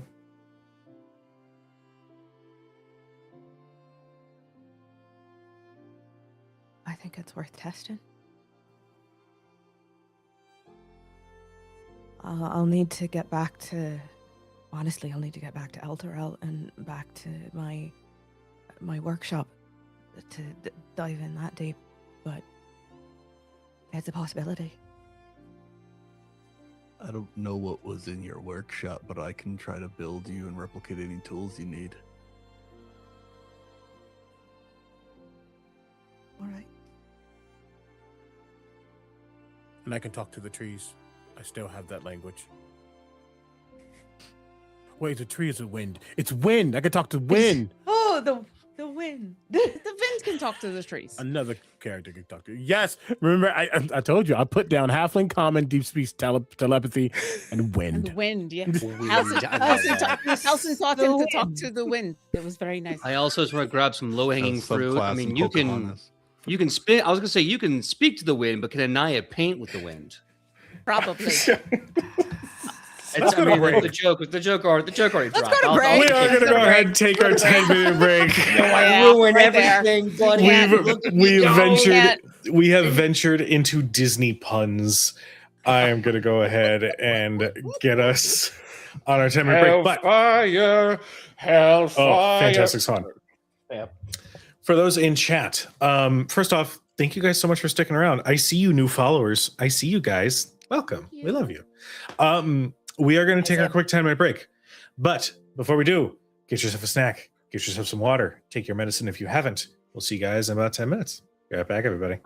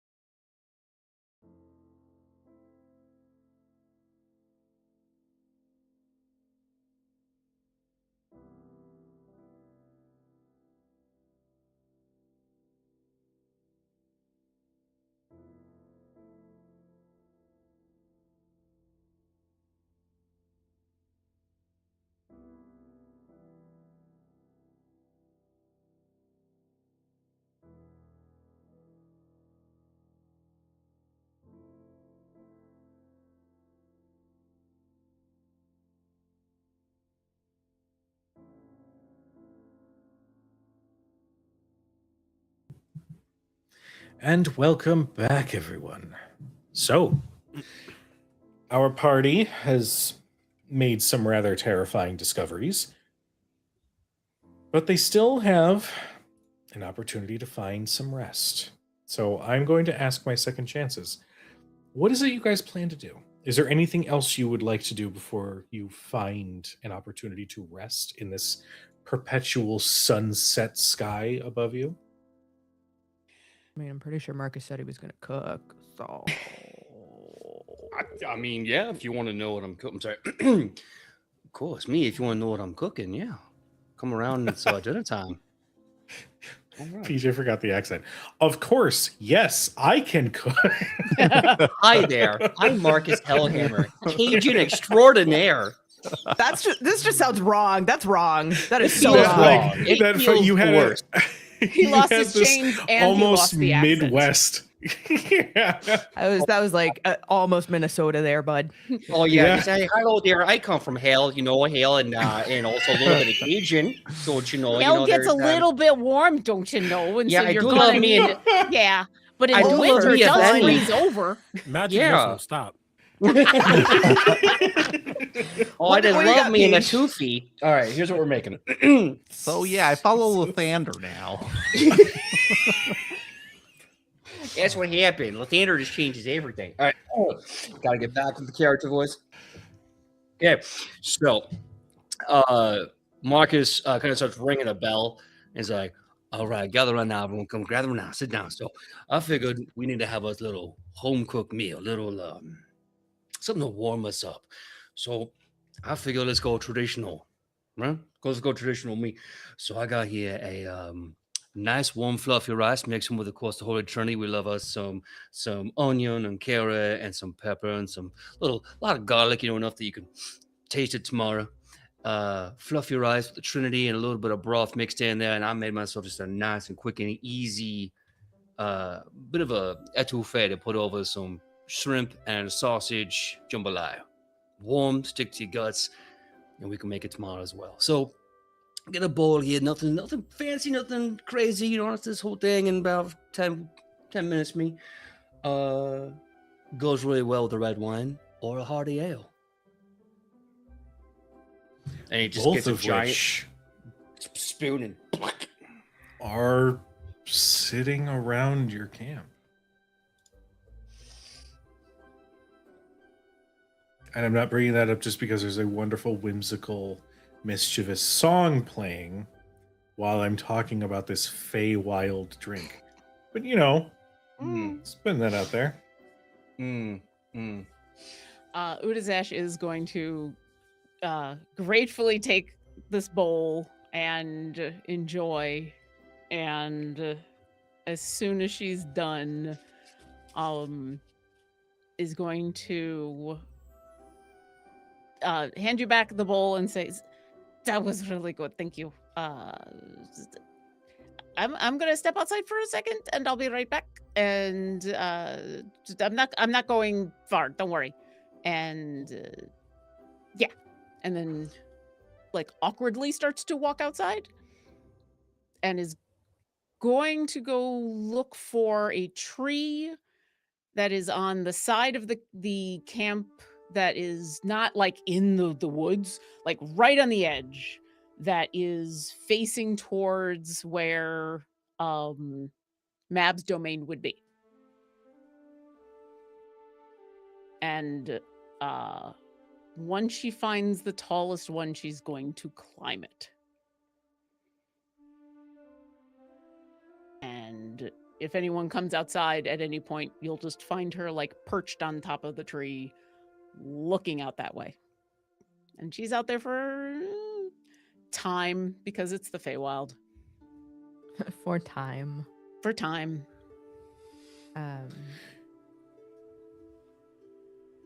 Udazesh, give me a perception check. Oh, Oh no. okay. Oh no. Okay. 25. I mean, she is looking around and taking a good smell and listen and... So, you guys, I mean, you did travel, but you didn't travel too far from Mab's domain to where you are right now. So you can still see that sort of frozen gigantic tree that is forever stuck in that windswept position. And you're pretty sure that you can see in one of where windows would be sort of built into the trunk, there is one that just sort of emits just a very dull glow. Just a little pale light that emanates from one of those. She'll look at that for a little bit and sigh, but then she's kind of very intentionally not paying attention to that and is looking out over other landmarks and kind of has a little bit of a wistful smile as she's just kind of half enjoying the view in a way.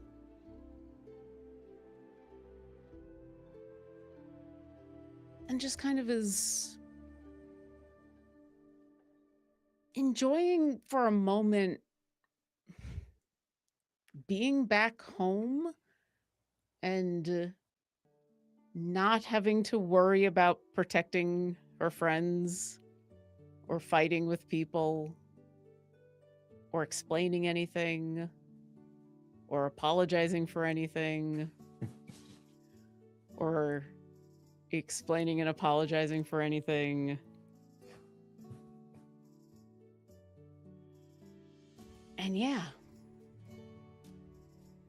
she just kind of stays up there for a little while.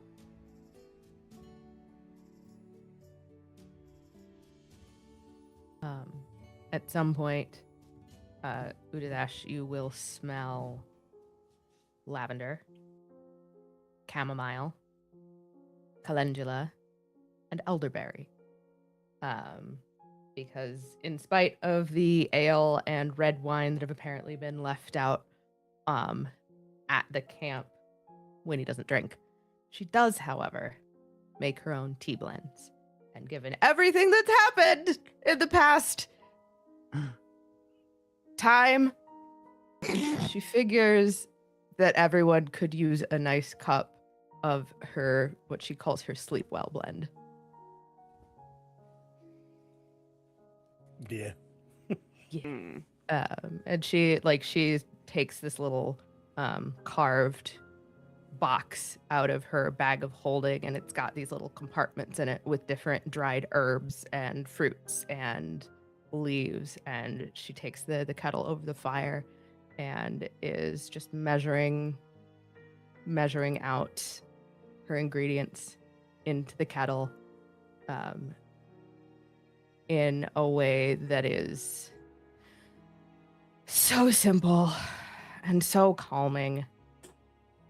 And that smell just wafts out over the campsite. Sweet and floral.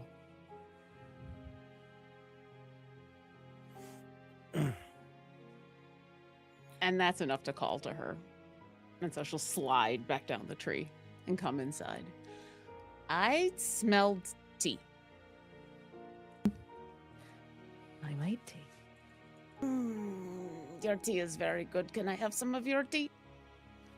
Yes, you can have some of my tea. What would you like for your tea? I take it as is. Don't worry about it. I don't trade for this one. That's very nice of you. And she'll take she a pours, cup. pours it out into these lovely. They're very simple earthenware mugs that you can kind of cup between your fingertips like that. Smooth clay that has been glazed and fired. And it keeps the tea warm for a surprisingly long amount of time. I think he takes it and sips it, and you can kind of see the, I don't want to say the boy, because he is at least over 18. But he's still young. I think you see the youth of him as he sits, not floating, not being all, oh, look at me, I'm an elephant.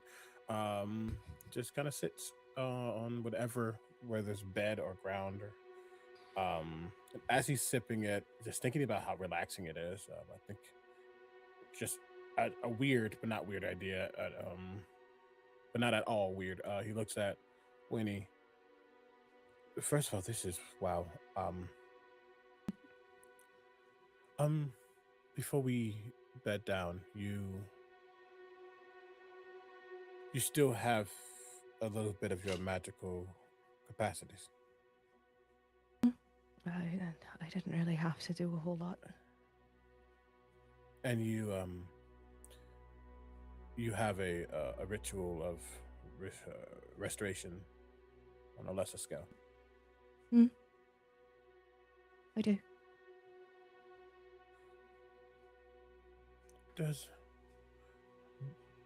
Does Leo know if upcasting lesser restoration does anything? Because it's like a second level spell or something like that, right? But when he casts it at 5th.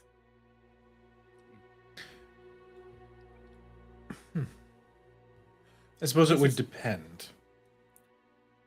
Because I know, like, mechanically, you can only do certain things mechanically, but fuck mechanics. We're here for story. I suppose it would depend on what it is that you're specifically. Sure. I've just never thought about this from a warlock's point of view, and I think something interesting might be able to be played with here. He twists his ring of spell storing. We could use that for later.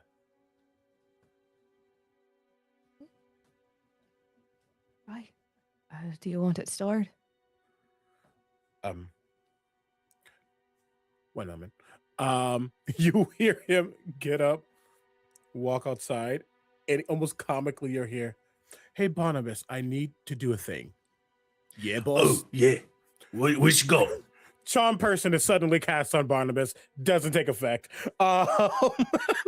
Lightning bolt is cast in the distance. Doesn't take effect. Because you technically can't just dump the spells. You have to cast them. And I didn't want to do it on any of It's we hear like the crackle, crack fizz of lightning, and everybody just kind of jumps and looks at. Yeah. That needs Run to be a outside for web a second. comic. That's a 3 web comic panel. Jeez. One moment. It's just a view from inside. You just see like wind and like lightning and all this shit coming from outside. I love it. And just everybody's face is just. At that moment, you would hear as the bond comes back on. Sorry, just had to empty. I'm back. I'm coming back. Walks back in. The 3 glowing rings are now completely empty. Like it can hold. It can hold some things now.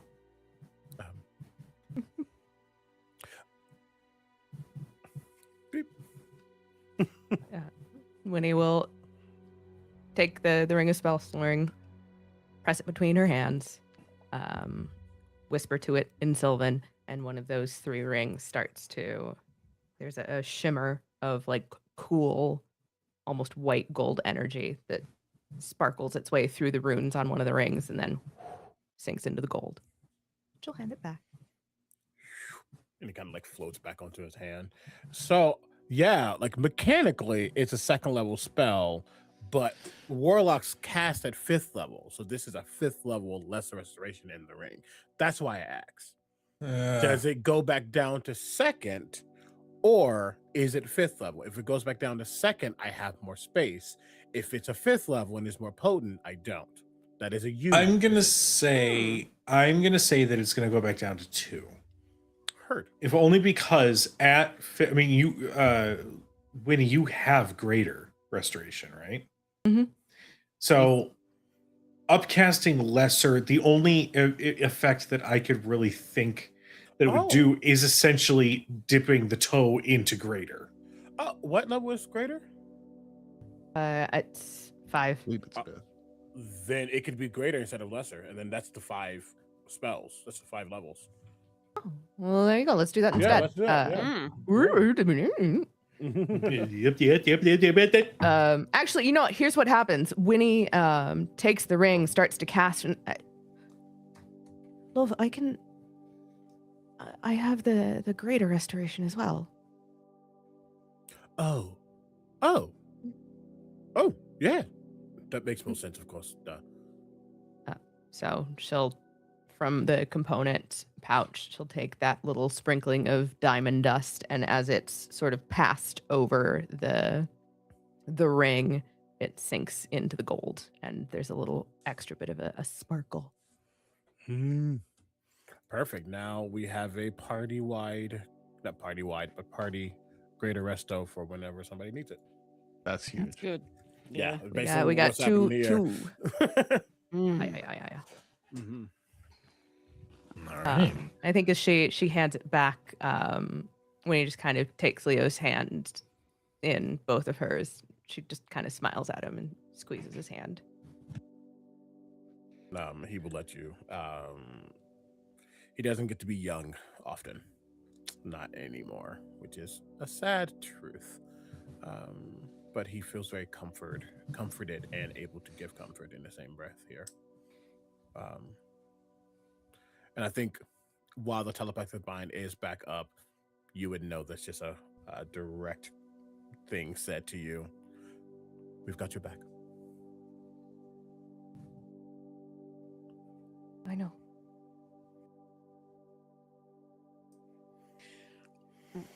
When Udazash came back in, she actually sat down next to Basu as she's drinking her tea and says, I'm sorry you're not having fun here. Is there anything I can do so that you are not as upset? Basu was sitting there. He was just kind of like maintenance and cleaning all of his equipment. And you see him kind of like in a very cozy state. He's sitting there with Marcus's food huddled up and Whitney's tea, and he's like taking breaks from adjusting his equipment. And he goes, I think I'm actually starting to understand why you like this place so much. Marcus and Whitney, if the adventuring thing doesn't work out, you guys could like open a restaurant together. This is great. And he says, when I look into the sky here, literally nothing makes sense. And I think as someone who tries to make sense of everything my whole life, it's kind of inspiring that nothing makes sense here, because then there's so much to try to figure out. Like, I don't even know why that creature ate that creature. It doesn't make any sense. And at first it was really scary, especially the way we entered here. But I think I'm actually finding myself quite inspired. I feel more curious than I've been in a long time. I'm sorry you might not be able to come back. But if you ever want to talk about this place to anyone, I think I'm becoming more and more interested of this place. And I'd love to hear everything you have to say about it. Well, I'm glad that you are not so upset.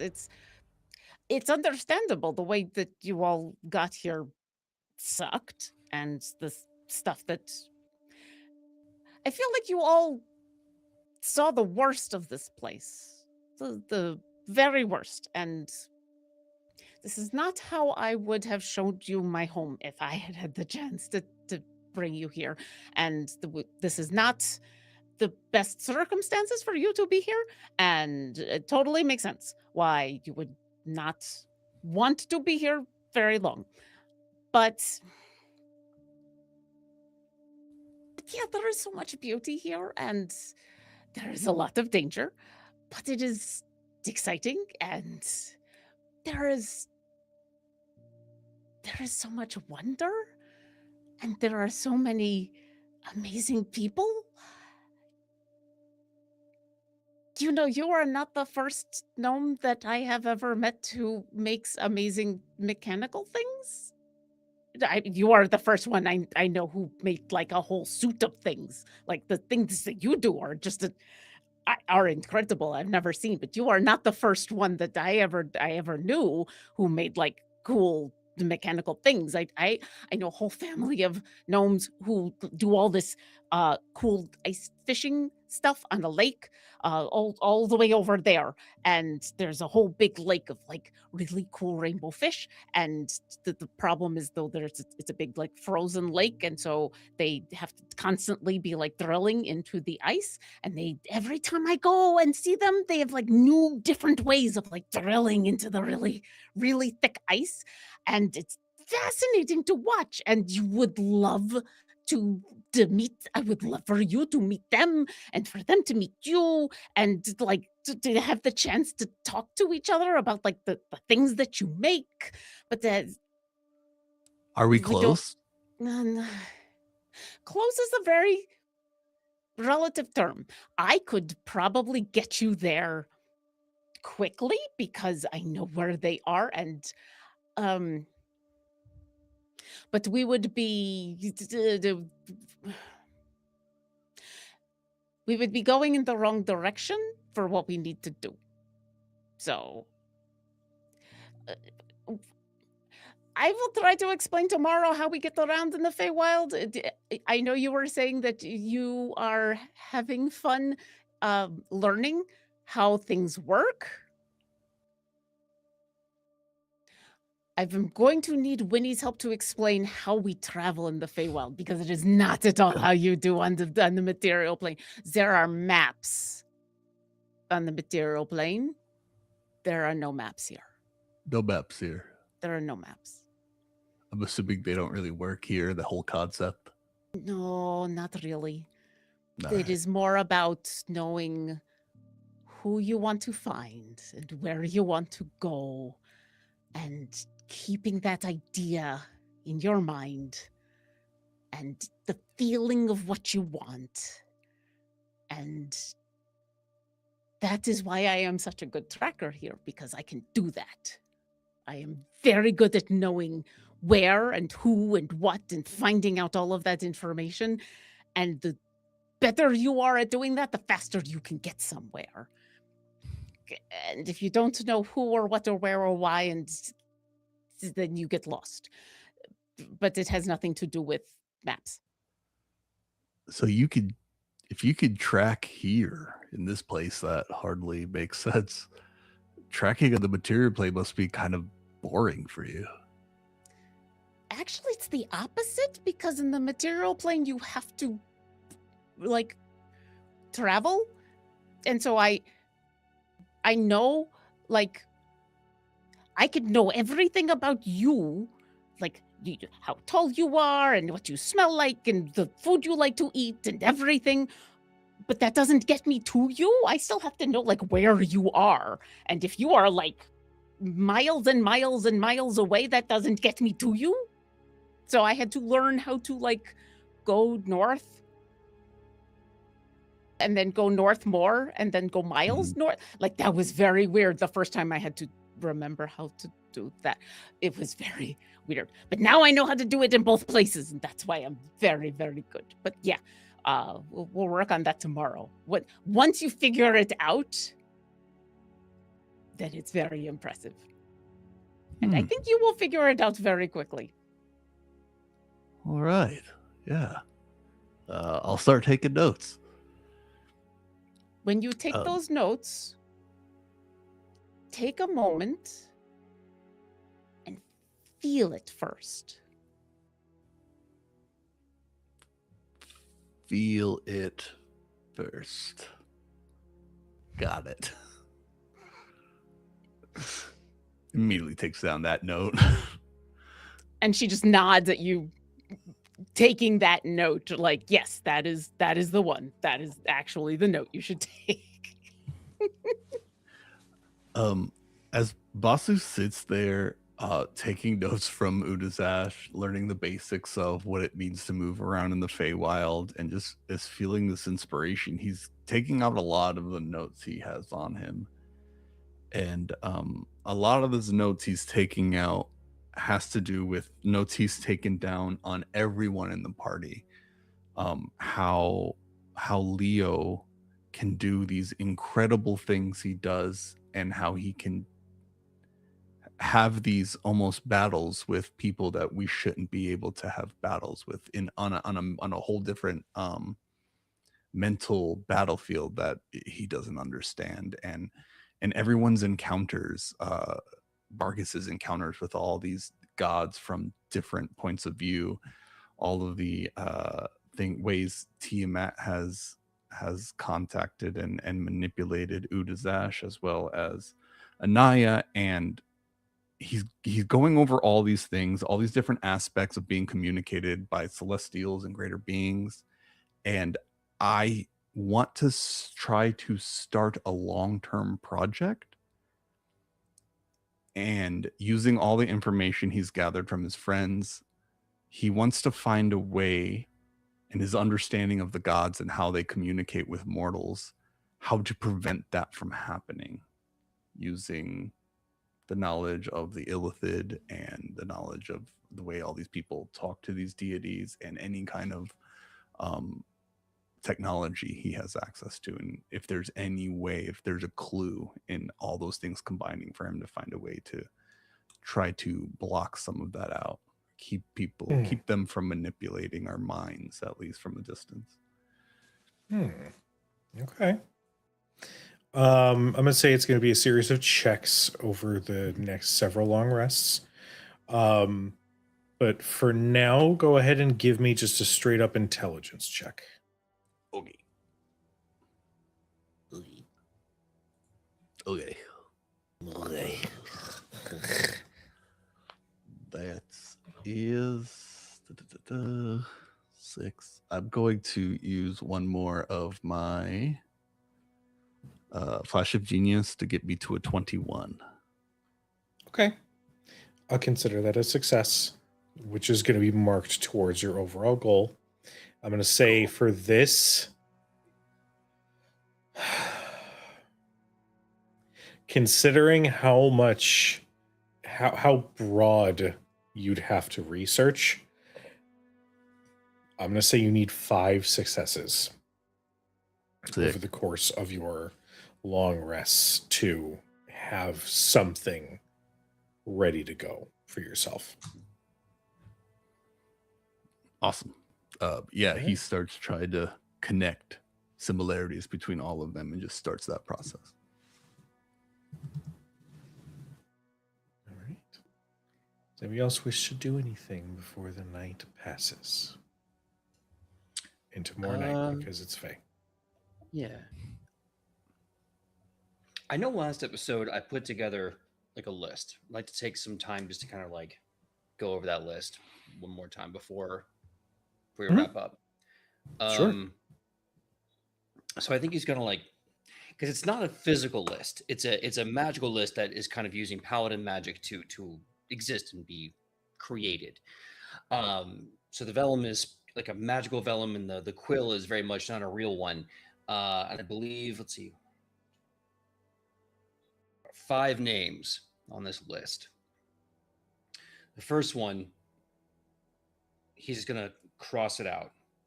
I'm sorry, the last one, the 5th one, he's gonna cross it out. And then the 4th one, he's gonna kind of think about it for a second. And then he's gonna look up, and he's gonna walk over to Basu. Hey, mon ami, how you doing this evening? Huh? How you doing, you? Come on, I'm all warm and toasty now. Dude, this is good. Jambalaya touffee. It's warm, it's buttery, it's everything you need, a little spicy. It's everything. It's perfect. Hell yeah. Yeah. But yeah, I'm doing good. I'm doing better. How about yourself, dude? Can't complain. Told a girl I love her. You know, I don't have chains around me anymore. Things are looking up. Hell yeah. How are you doing though? How you feeling? I don't know, man. I've been with you guys for, I mean, time's weird here, right? A short amount of time, we'll say. And it's been going from one thing to another, and then we found Anaya, and so many things happened so fast. But I think the one thing I really come to realize is you guys are, first of all, scary powerful. And you're all together doing things. All I've been able to suss out is the things you're doing are important. And when I came back to Baldur's Gate, I didn't know what to do anymore. But the things you guys are doing are important, and I want to do important things. Boss, if you want to do important things, then why aren't you saying we? You're just saying us. You ain't including yourself on that. Why? I haven't thought about it. It's a good question. I'm still figuring out, I think, part of what I wanted to be accomplished by my sister and what I want accomplished for myself. I don't know if I'm trying to do both, but I feel like I'm heading in the right direction. It's hard, Yeah. Oh, believe you me, I know how hard it can be. Past. There's a reason why the chains are always behind us, right, mon ami? That's where they come from. And the thing about chains is they stop how far you can go by yourself. They stop what you can do. They limit you. Right? That's how they do that. It stops you where you are. And I gotta tell you, Battle Brother, mon ami, I've seen you do things that'll. I don't think you're giving yourself credit. You're not just a small and pretty face. You built one hells of a robot. Big old thing. You did that. I didn't help you. Leo didn't help you. You did that. And you did that now. Only thing I want you to know is that when I look at you, I know you say one day, one day, one day. I see you a hero right now, you. And I know that feels weird. It feels unearned. It feels sticky. It feels hurtful. It did for me. I just want to see you forgive yourself and get out of your own God's damn way. I look up to you. Well, I mean, I look up about as much as I can, but I look up to you. You know what, Marcus? You two would have been friends. You and my sister. You guys are very similar. I don't know how you do it. I don't know if it's just raw charisma, but whenever I try to explain anything to anyone, I think I get too analytical about it. But just like her, you're able to take, I think, really complex feelings and simplify them in a way everyone can understand. It's like a universal language, your charisma, and it inspires people. And she always wanted to be a paladin. That's why I was making the armor for her in the first place, because we're small. Yeah. I never stopped her, and I don't know. It just sometimes watching you and some of the things you've been doing is I feel like I could watch her do some of the stuff she never got the chance to.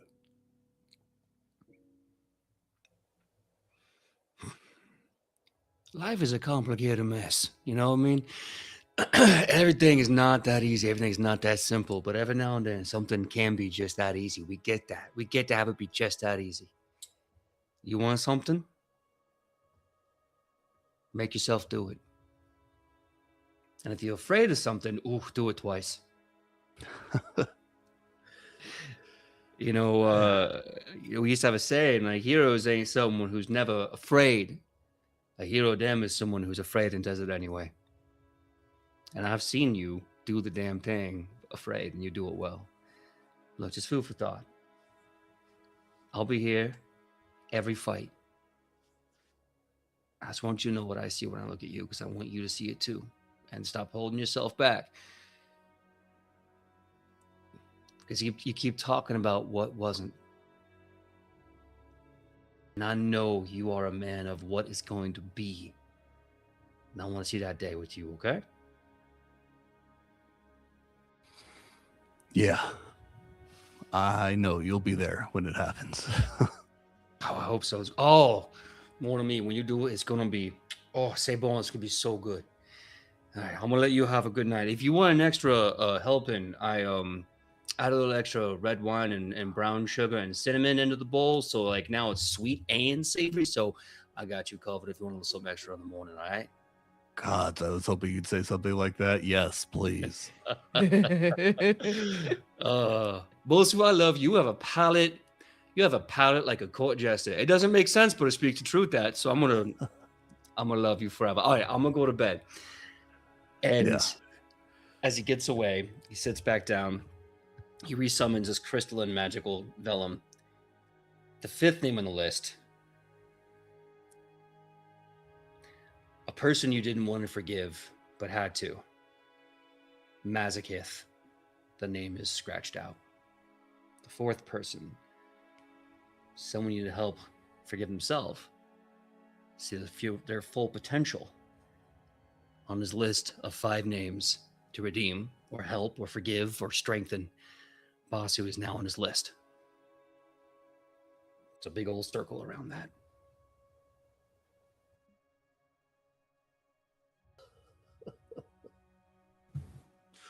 Welcome, Folk and Myth, into the channel where we're happy crying. We're having big feelings tonight, friends. Full of feelings. All of the feelings. We're just two grown men being cute at each other. That's all. Nothing to see here. You know what? We love platonic love. God damn it. All of it. It's true. All of it. Tis true. I think as the party winds down and as everyone prepares for the rest, as I guess Marcus is probably like banking the fire at some point, when he just kind of wanders over with her, like the last mug of tea, just kind of watches the fire for a bit. A restaurant, huh?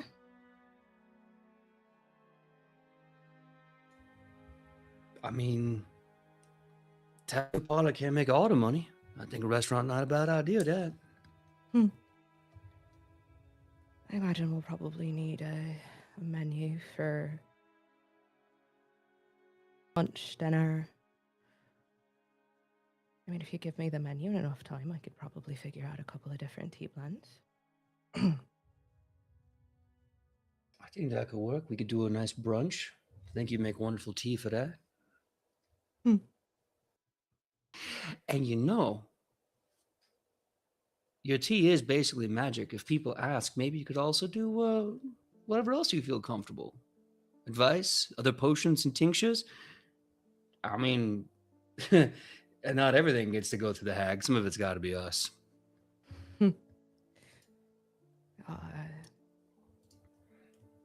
Most of that I learned from my father. I think this is the first time I heard about your father. What's his name, him? Estelar. Stellar. I mean, that's just a good name. I think that's going to have to come back at some point in the future. Estella's teas and tats. A stellar service with an stellar smile.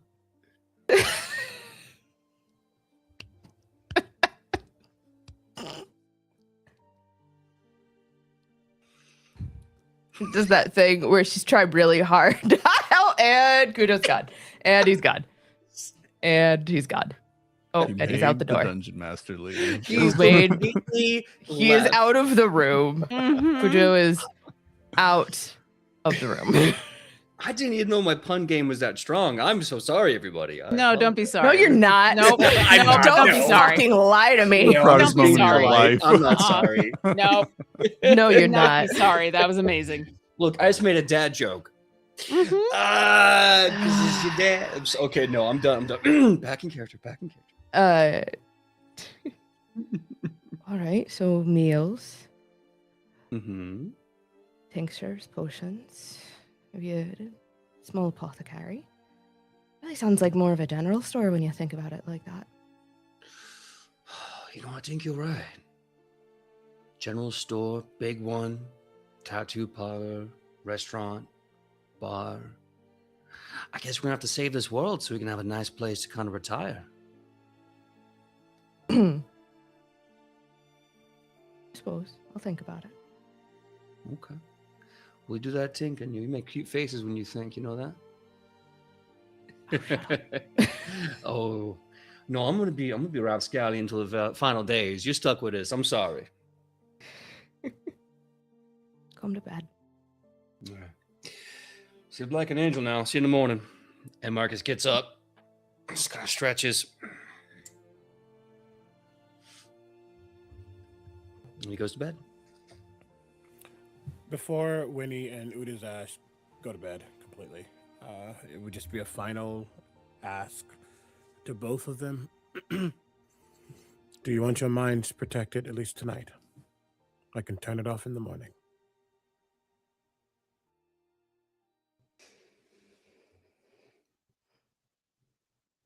You mean do the thing in where I'm protected from the Dragon Queen? You from the Dragon Queen, Winnie from the Coven. At the very least, if we've had such a good meal and good tea, good stories, you deserve a good night's rest.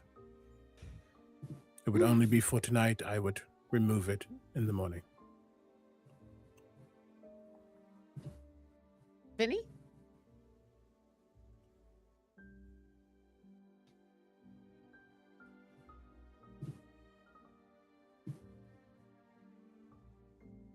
In the morning.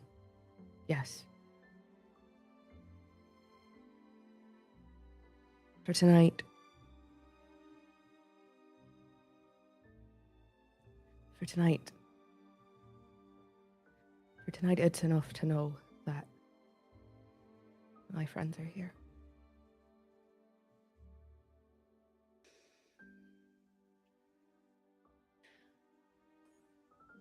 I think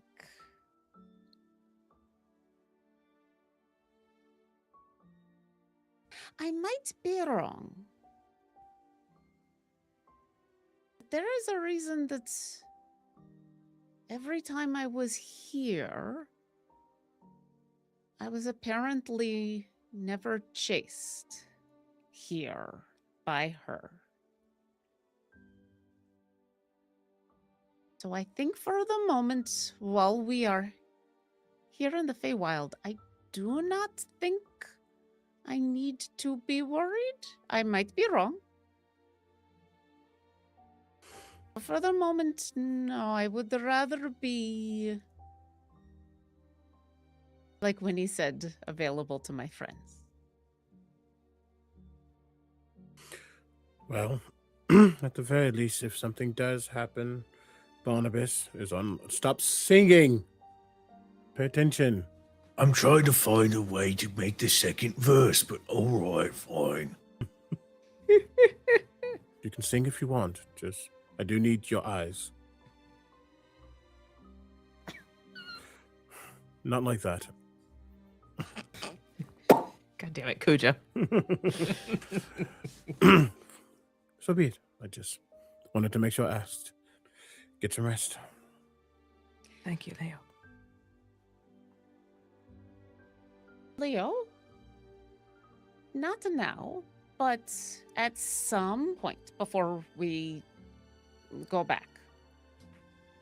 Would you teach me how to do that spell so that I could do that?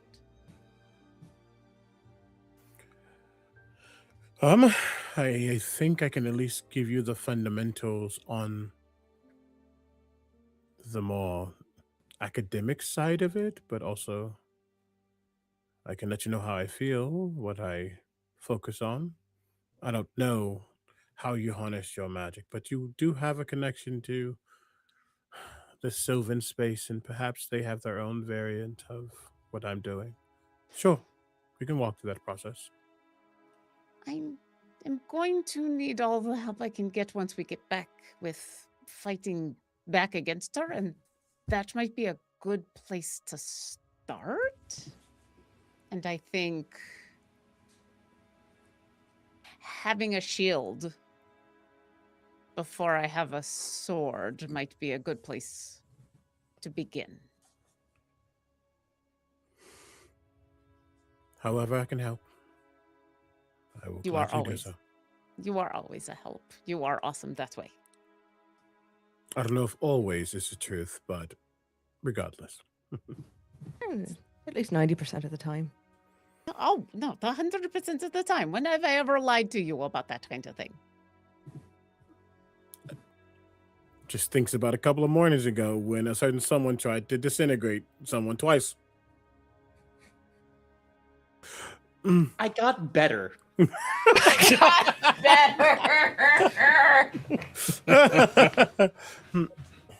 That's why I said 90%. we'll get some rest. I do think the. Oh, sorry. Odazash will start to walk away and then stop. And Winnie, you will watch her very intentionally stop and straighten and look at Leopold and get serious and say, Leo, you are amazing and always a help. You are always a help. And then she looks back at Winifred and then for the third time says to Leo, you are always a help. And nods. Well, she said it 3 times. That can't be a lie now.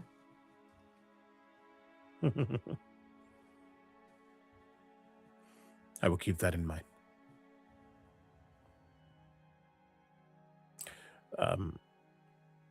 Settling down, but I think the last thing that happens is not necessarily a him thing, but a 3rd level spell will be expended as Sai will and come off of him and sit next to him. I think there's probably even more so of a not liking where we're at, especially now that he's a little exposed in this space. And I think it's in deep speech.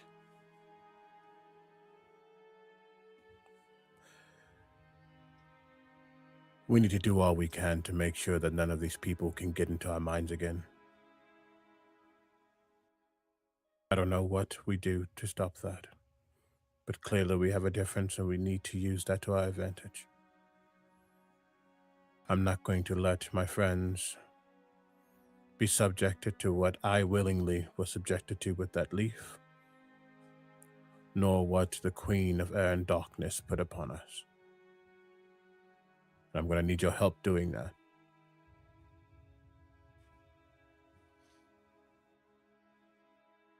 There is a simple solution.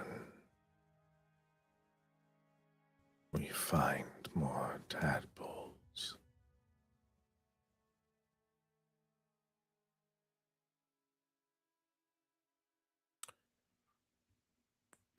will they have the same thought process as you? Or will they seek to gain dominion? I'm sure that our combined intellect, we will make them like me. Those not chained to the elder brains of the world.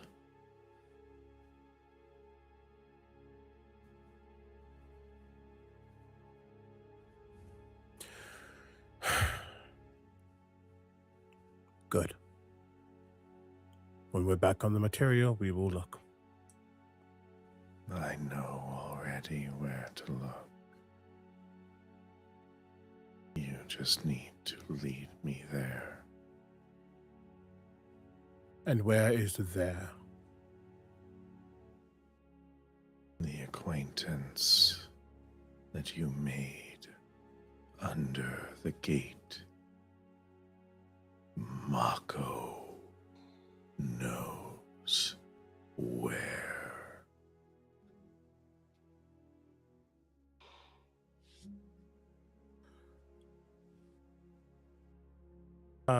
From my understanding, is he saying that Mako has access to tadpoles, or is he saying take Mako's tadpole?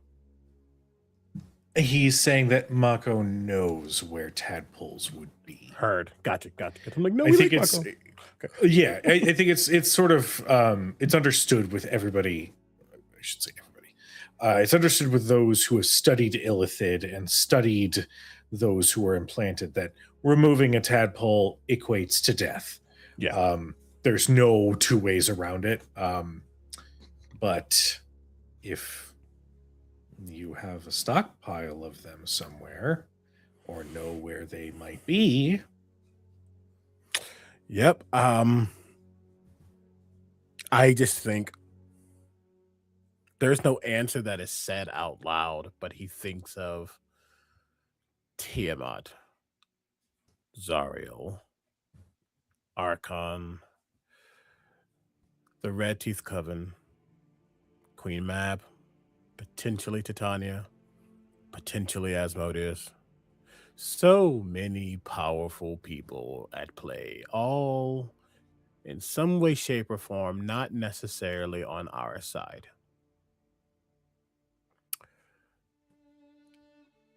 And if he needs to match some energy, nothing else is said. I think there's just a look. Sai understands that he has said basically bet. And those two halves will come back into one as Leo will attempt to get some sleep, thinking of Mako. Our favorite drow. Well, is there anything else anybody wishes to do before they find sleep? Okay. Not after that, no. Nope. I feel like anything after that would be anticlimactic. I'm sweating. Guys, it's fine. It's not the same as when the absolute was a thing. It's different. As we end tonight's episode, I am going to search for a channel to raid. But before we wrap up tonight's stream, we have an incredible cast that we want to throw the spotlight over to. So, hey, incredible cast, let them know who you are and how we can support you. Hi, I'm Lauren Urban, she, her. You can find all the stuff that I am doing at the front page of my website, lauren-urban.com. You can usually find me here playing Udazash, the Dragonborn Ranger / Rogue, who for the moment is still from the Feywild and is gonna try really hard to show her friends that it can be kind of fun. You can also find me on Sundays at Players End Book, where I'm playing a Tabaxi cleric, just trying to keep her friends alive. You can also find me on this channel on Wednesdays for the next couple of weeks, on drift fishing, where me and a friend will be playing through a surreal fishing game called Tackle Box, where we start by being two people playing a game about fishing, and we end in a very different place. It's a lot of fun. You should watch. And that's where I am, and I love playing with these people, and they're awesome. And you should follow all the things that they're doing because they're amazing. Thank you. Hello, friends. My name's Omega Jones, also known as Scriptbite across all social media channels. I have been Leopold Guthmere, a resident Illithid scion who might about to get a little bit of a Boostiana Grande because there's so many forces that are not on our side, and we are a mighty group. He knows this. Marcus's strength, Udazaz's tenacity, Winnie's understanding of esoteric power, Basu's brain, Anaya's whatever murder spree she's thinking about. Creative But- murder, thank you. There's a lot, and he's not afraid. He's just making an educated decision. And illiths grow in one specific way. And he has yet to eat a brain, so I guess we need to do it with a tadpole instead. That's me. That poor microphone. Have we just learned that Leopold is hangry? Is that what we've learned? Possible, yeah. I have been holding off the brain eating aspect of Leo for a very, very long time. Yeah. Yeah. Yeah. Angry illithid Yeah. is very scary. Hangry. Oh, Lord, here we go. Hi, hello, good evening, folks. You can call me Laura or Tutu or Laura Tutu. My pronouns are she, they, and you can find me all over the internet, usually some iteration of _ Laura Tutu. That's on Instagram, that's on Threads, that's on TikTok. It's kind of on Blue Sky, except for it's lauratutu.bluesky.social or whatever the fuck their handles are. Anyway, it's Friday. Congratulations, you found me. I'm here. On Wednesdays, you can find me over at Rebels Without a Castle for the Stone Lord's Folly, our fabulous D&D homebrew campaign crafted and run by my very bestest gym buddy in the whole wide world, Zach Savage Lore. I've got some vampire things coming up with the wonderful Playmat, working on editing on that process. It's going to be out I'd say probably by the end of the year. Who knows? It might be a spooky season release. We're still working on it. But the big bad thing that I've got coming up is I will be in Los Angeles May 21st through the 25th for Darkness Emergent Los Angeles. That is the big bad blockbuster LARP from By Night Studios. I'm there as part of the content creator team, so I will be there getting all of the goods and all of the tea. And you may very well see a much missed face in my world of darkness. That's right, I'm bringing Calamity Madden to Los Angeles. But if you want more details on that, you're going to want to check out darknessemergent.com. And the easiest way to figure out where I'm going to be is to check out my website, lauratutu.com. And hello, I'm Tony Rodriguez. I'm also known as the Encounter Smith all over the internet. I am your resident artificer, Basu Brightball, our little gnomish guy who wants to help his friends in any ways can. And now that he feels like a hero, I think he can. You can find me on YouTube, TikTok at EncounterSmith. And no, it's a little bit early, but we did end up booking our hotels already for DragonCon. And I think some of us are going to try to go to DragonCon. So if you want to meet us in person, you can go hit us up at DragonCon. That's it for me. Hello, everyone. I am PJ McGaw, and you can find me all over the internet at PJ McGaw. If you see the bearded face, you are in the right place. Tonight, I played Marcus Hellhammer, pugilistic paladin, tattoo tiefling extraordinaire. And I have a few things happening here. I need to start actually writing these down so I can do a better job of telling y'all. On May 3rd, I'm going to be doing a game of Misspent Youth to raise money for, I believe, the Trans Lifeline. Nice. You can find my socials for where that is. Same place where I was playing Flint. Very nice, very evil Batman. Go find the same place. That's right.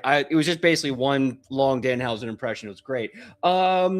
On May 16th, if you are in the Burbank area or want to join me in the Burbank area, I'm doing an amazing D&D event at Geeky Teas through Found Party, where we make your party based on your personality and your wants and needs. And we all have a really awesome time. We just got some sick new challenge coins, and a bunch of other things. If you want a link, go ahead and message me. I can send you off to get tickets. Tickets are on sale right now for that. You can join me. We have a great time.